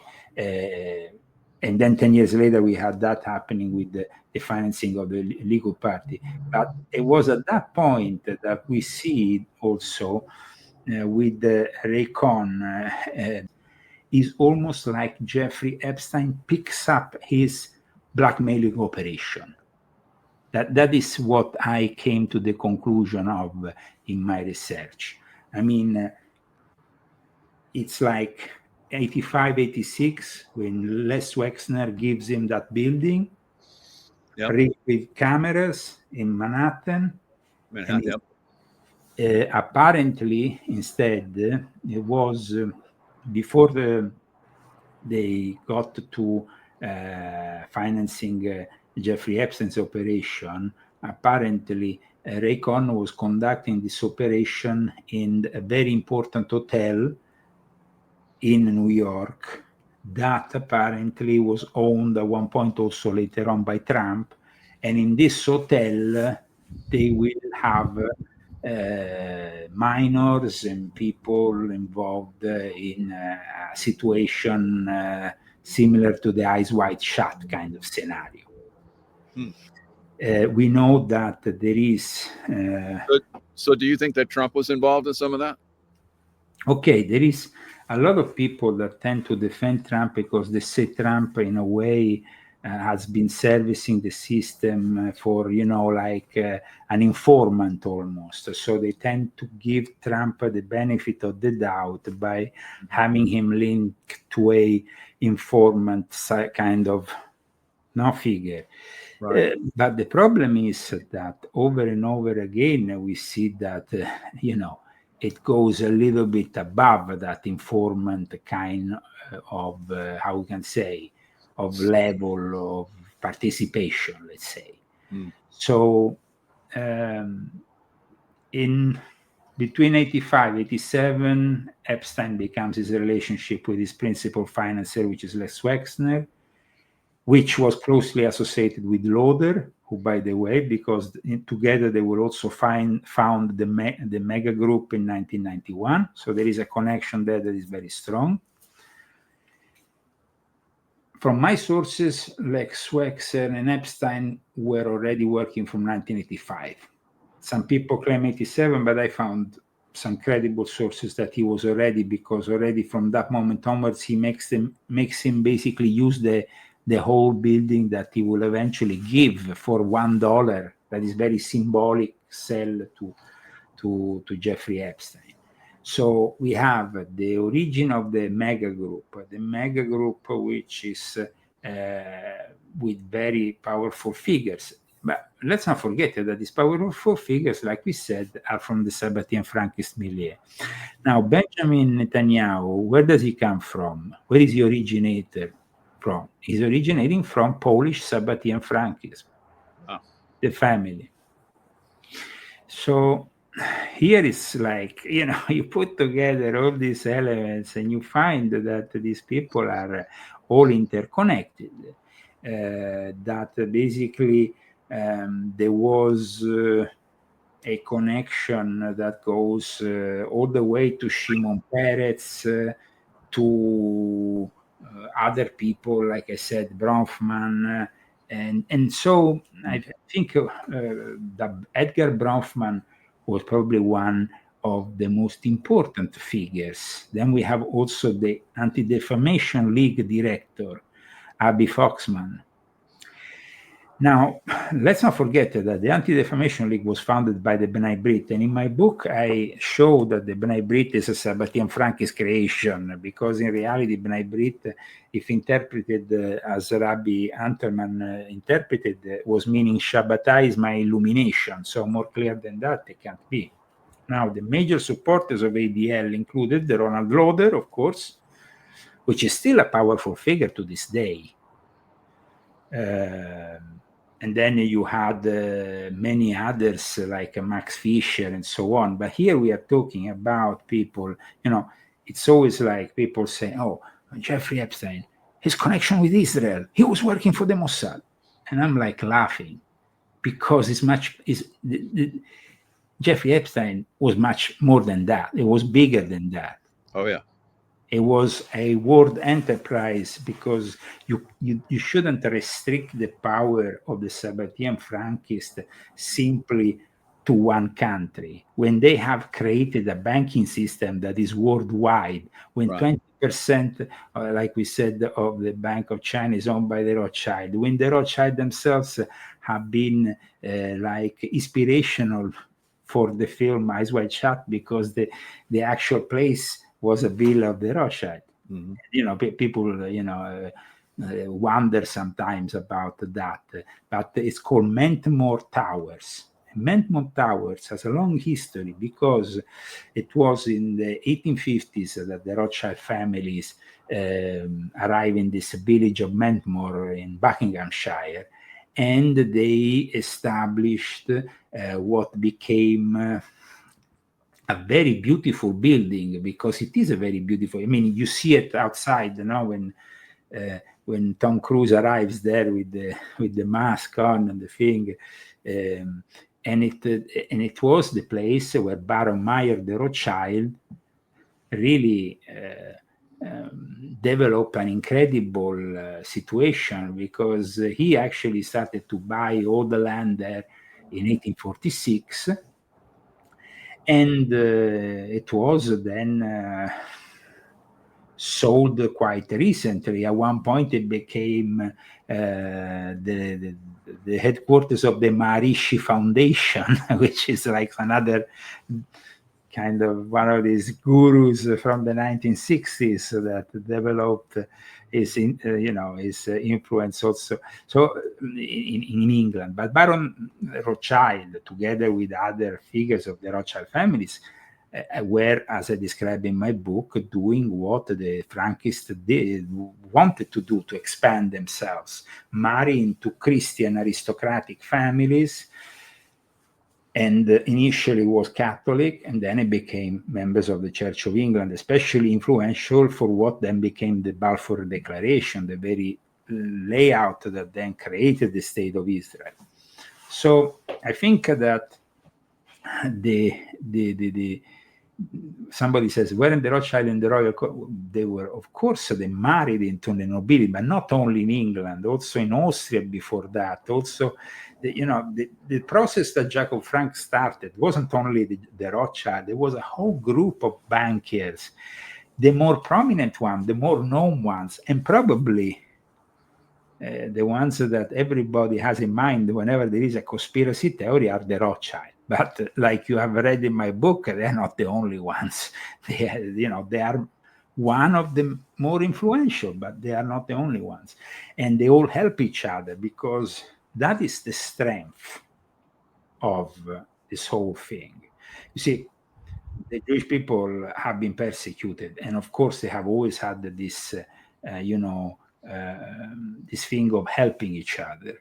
But at the same time, the Sabbatean Frankists that infiltrated Judaism and then manipulated from within has become like the virus, let's say, a bit like for the Christian world, the Jesuits. The Jesuits were the virus initially that infiltrated all the reform movement, and then in the end, see where we are now today, where basically most Christian groups of all sorts are controlled by the Vatican, and even the King of England goes there, so it's kind of like all coming together.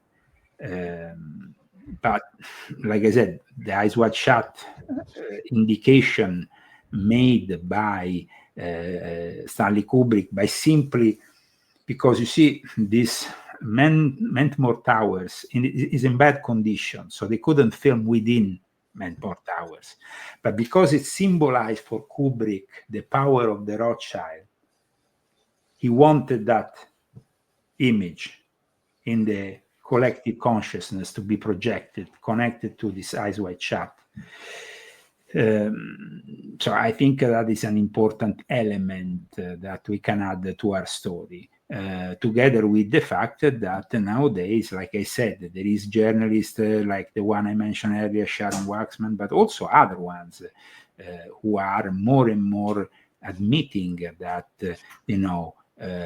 like the intrepid journalist from the Miami Herald, Julie K. Brown, who was the first to expose Epstein crimes when he was first condemned, says that, and confirmed in a phone call with Sharon Waxman, that Epstein, Eyes Wide Shut, was a reality, and that it was a Eyes Wide Shut cabal that Epstein was heading.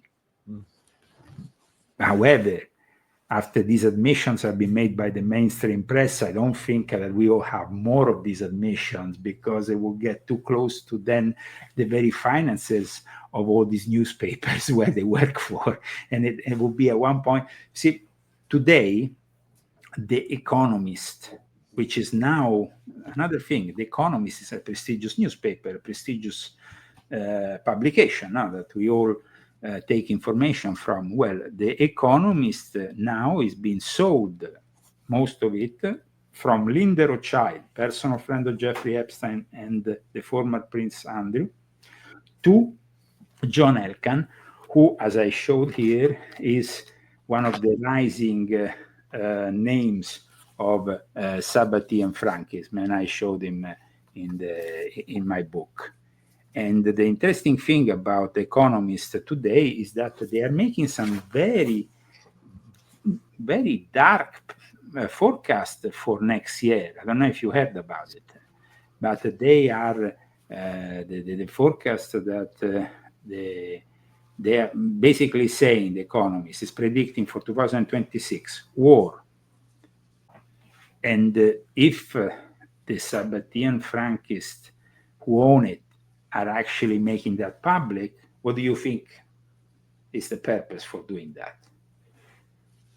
Because, I mean, it seems like either they are telling us what is about to happen, what they're about to do to us in order to achieve the Great Reset, which has always been their ultimate plan by 2030. See, yesterday, one thing that really bothered me was to see, while all this theatrics, politics was going on, there was, of course, the Saudi Arabian prince, head of Saudi Arabia, receiving the White House, and there was the state dinner. In the state dinner, we saw once again Elon Musk. Elon Musk has recently stated in both at the presentation of his robots and his yearly inventions, whatever that is, to his shareholders, he has said one very important thing. Apart, I mean, some of it can be interpreted as maybe over the top, but amongst the various things that he's pushing Optimus, the robot, as the solution for all world problems. Okay.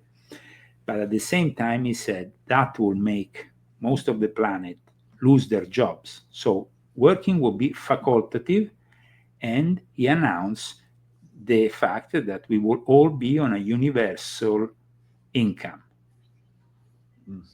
And I'm talking to you about the dinner that happened yesterday at the White House, because one of the major finances in the world of AI, as I explained in my volume 10 of my confessions, is Saudi Arabia.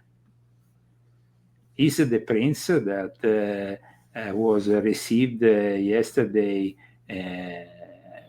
in the White House, and I mean, Prince Mohammed bin Salman is not a guy that personally I would have received in the White House after what happened on 9/11. Now, it's true, like I explained, that there was 9/11 is partly an inside job as well as an outside job. And but there is a heavy responsibility from Saudi Arabia. But there is also, if you think about it, and this is very, very particular because this is something that really, if you think about this connection, Jeffrey Epstein had a very particular relationship with the Saudi royal family and traveled to the kingdom in the last years of his life. Wow. And he used a foreign passport with fake name to enter Saudi Arabia. And one thing that, and you know, as a former CIA operative, one thing that you can detect in a spy is the use of passports. They always change them all the time. They claim they lose them because they don't want the stamps to be detected by the people in the next place they visit. That is a classic.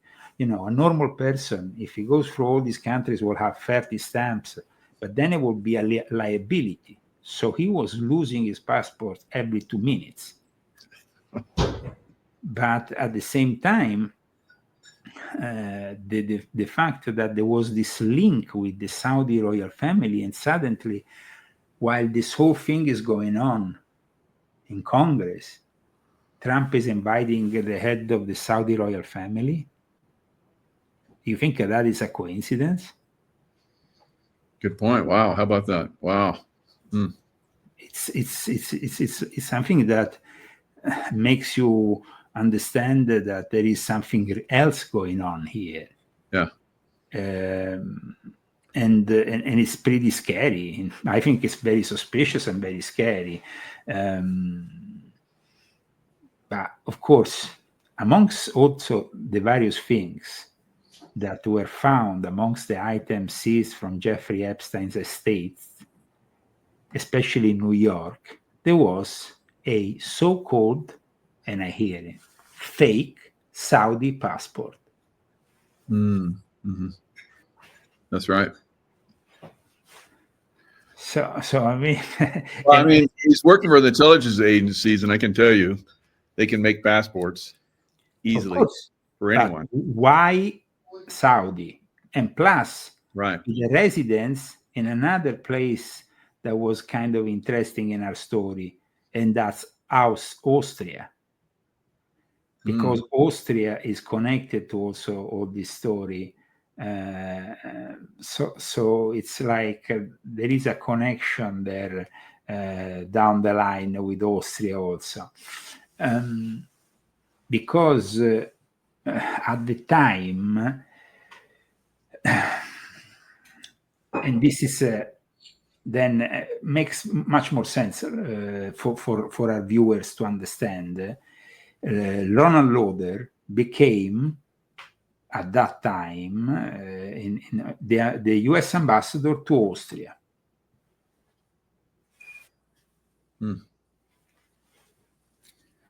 And that was the year in which, after Roy Cohn died, they passed on officially the sanction that the guy who would be in charge of this whole blackmailing theater would be Jeffrey Epstein.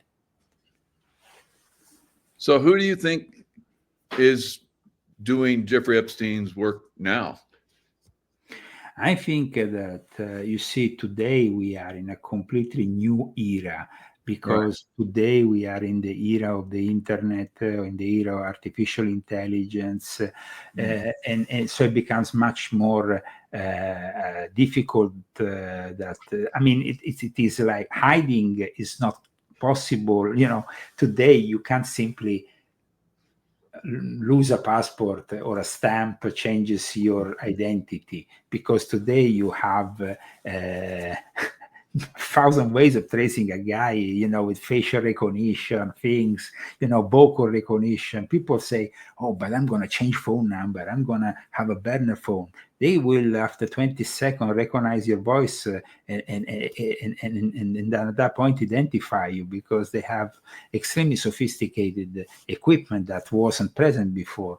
So I think that today the work that Jeffrey Epstein was doing sounds a bit reminiscent of those espionage tales where you have those points of where you had, for example, you know, rooms full of people intercepting phone calls, maybe with, you know, recording on a. It kind of sounds a little bit too.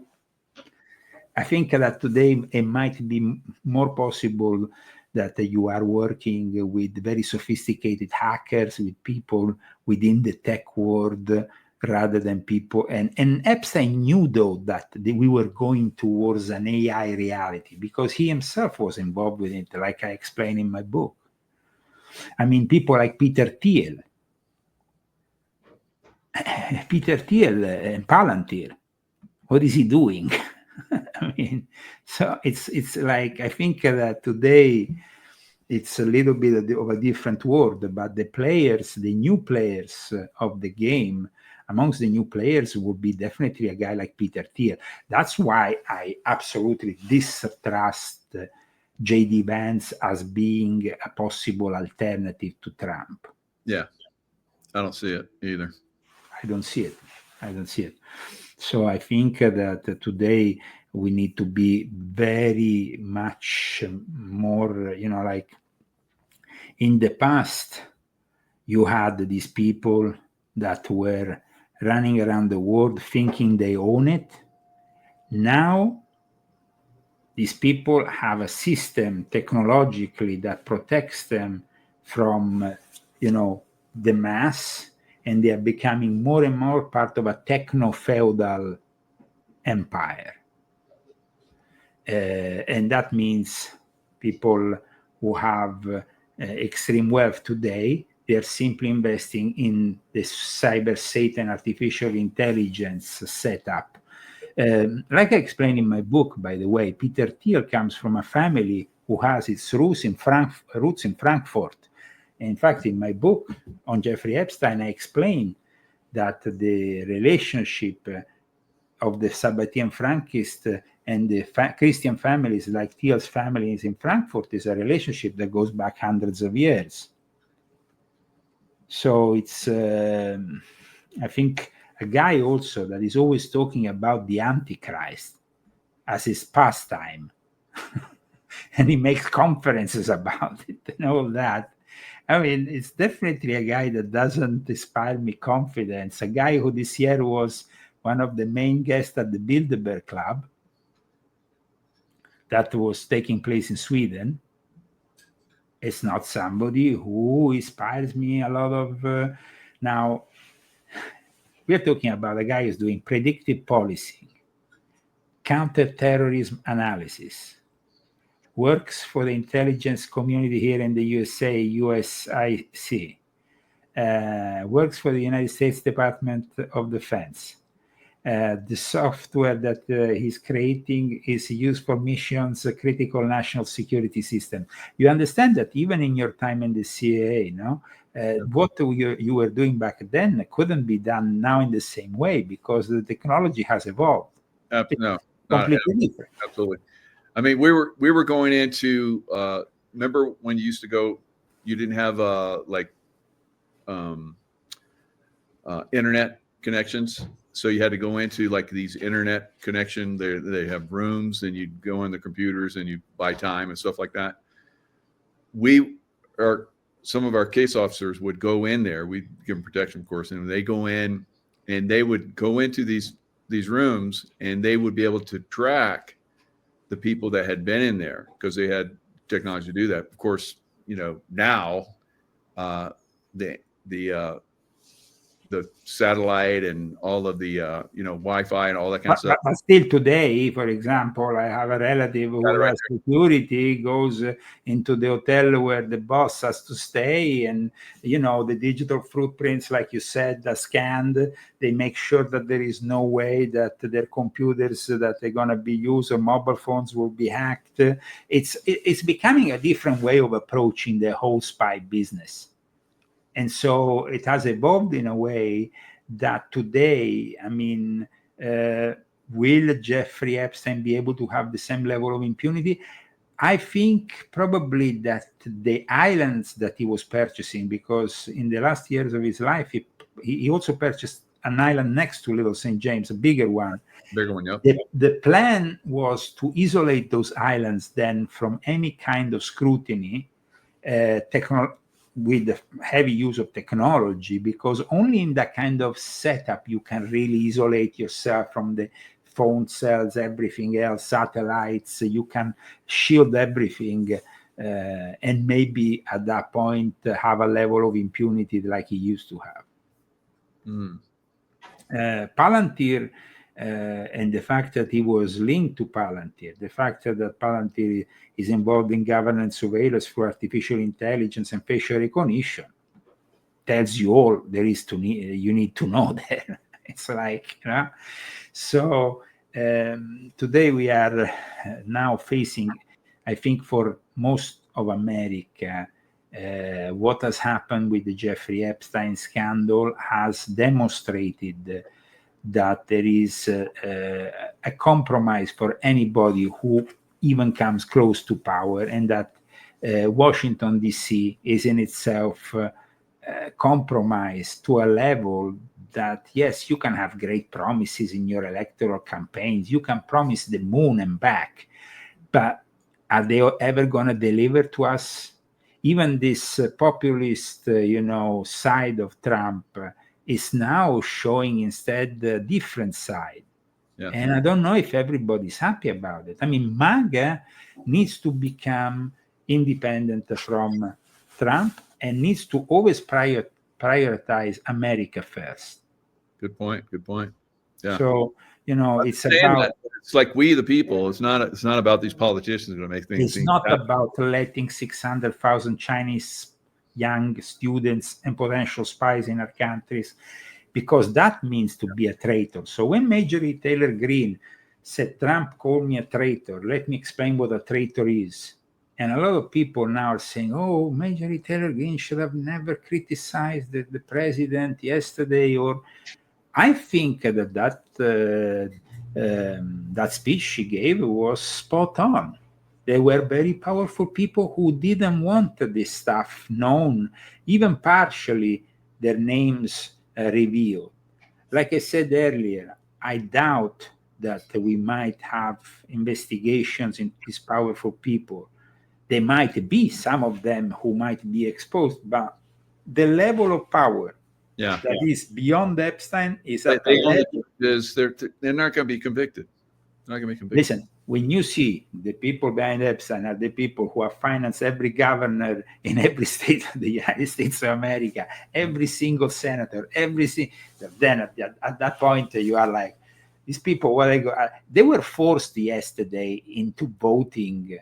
And it was kind of like really funny to see that there was only this one loose guy, right, who voted no.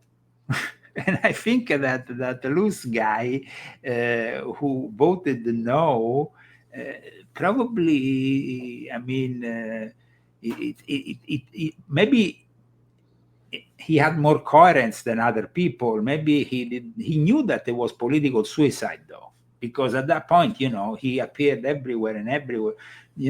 That guy is never going to have a future in politics anymore.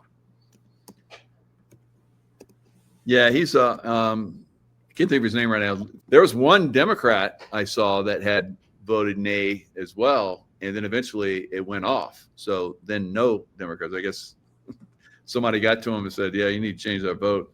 But there's nothing going to happen. I agree with you. It's. But, I mean, the guy we're talking is this Clay. What's his name? Higgins or that's it. Clay, yeah, from Louisiana. Clay Higgins, I think that's it. Yeah. The thing is, when you start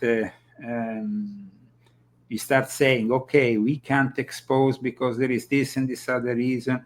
At the end of the day, who are these people in Congress representing? In theory, the people of the United States of America, we citizens of the United, we the people should be owning their asses, but we are not. Yes. So it's like these people are compromised, and the level of compromise that has been shown now has been, I think, disappointing for all of us. Yes. The fact that we see a very big difference, when Vladimir Putin raised to fame in the Russian Federation, he took all the money, all the riches of the oligarchs, he literally and started to redistribute them, because he saw that immediately after the fall of the Soviet Union, these people, in a way, had taken advantage of things. So I think that it's important to realize that a leader needs to be just. A leader needs to be just. A leader needs to be somebody who also gives back to the people. We still have 3 years. Everything is possible. Anything is possible. What is your idea about it, Michael? Yeah, it's got to come from we the people. We can't depend on any of the politicians. They just cover for each other. They're all corrupt. And so, yeah, we have to find someone that's going to be a true leader. No one that's like, bought and paid for by Peter Thiel, right? So I don't see. The problem is in this present situation in America, where politics has such high cost. We saw how much money Kamala Harris spent, over $1.5 billion. I mean, it was just like incredible, the amount of money that was spent in that campaign. And of course, also Trump. I mean, you need billions. They pay for people to support them. Like Republicans, they'll get volunteers to go out and, do politicking and, voter registrations. Like that. The Democrats pay people. They own everything. Regardless of the politics, regardless. Republicans or Democrats, you need the money. So even if, the idea might have been a great idea initially when Elon Musk said, I want to create an alternative party. But then he saw himself that it wasn't really feasible in this in this two-party system, which is already rigged and paid for. So it is a very difficult. But going back to, of course, the subject of that we are discussing and what we are seeing with what has developed in recent times. Like we said, it wasn't born out simply of recent things that maybe Epstein, was this singular kind of guy who suddenly found a way to blackmail people and work for this or this. No, we see that it is a system that he inherited. So it is a system that somebody else might inherit. We said also that they might not have the same characteristic because technology has evolved. That in the past you couldn't, because they relied the information directly on on the internet, their photos. So it's not like, I don't see in the year 2025 somebody like Ghislaine Maxwell waiting in front of a school where 13-year-olds come out, because after 2 minutes they will have their photo probably made by some mother on their phone. They will be exposed in some way, maybe. It will be. So that will be a little bit more difficult. You understand? It's like the concept of recruiting in the way that it was done back then. I don't think it can be replicated today. But there is other ways, unfortunately, especially through technology, that make it possible. Yeah, definitely. There is large human trafficking operations that take place today, unfortunately. Yeah, I have a friend, Louis Herms, who's running for governor of California, and he wants to do away with the taxes, all kinds of crazy stuff. Go after child trafficking. He's got great ideas. He's been a broadcaster like myself. He's traveled all over the U.S. Doing events. You look at him, he's got a great chance, but he's already being attacked by, like we're talking about, this electronic thing that comes at that they come after you with, and he's got other people that are want to support him, very high level people. I've heard like RFK Jr. Wants to support him, but he's got to overcome some stuff, and he's like just a guy like you and I that has great ideas that can make a change, but we have a massive system that's going to try and destroy him. He's got no dirt on him, so they're not going to try to destroy him, trying to suppress him. Already they've been doing it. How does somebody like that rise to the top? That's what we're talking about right now. And let's not forget that even people like RFK might have been compromised and blackmailed.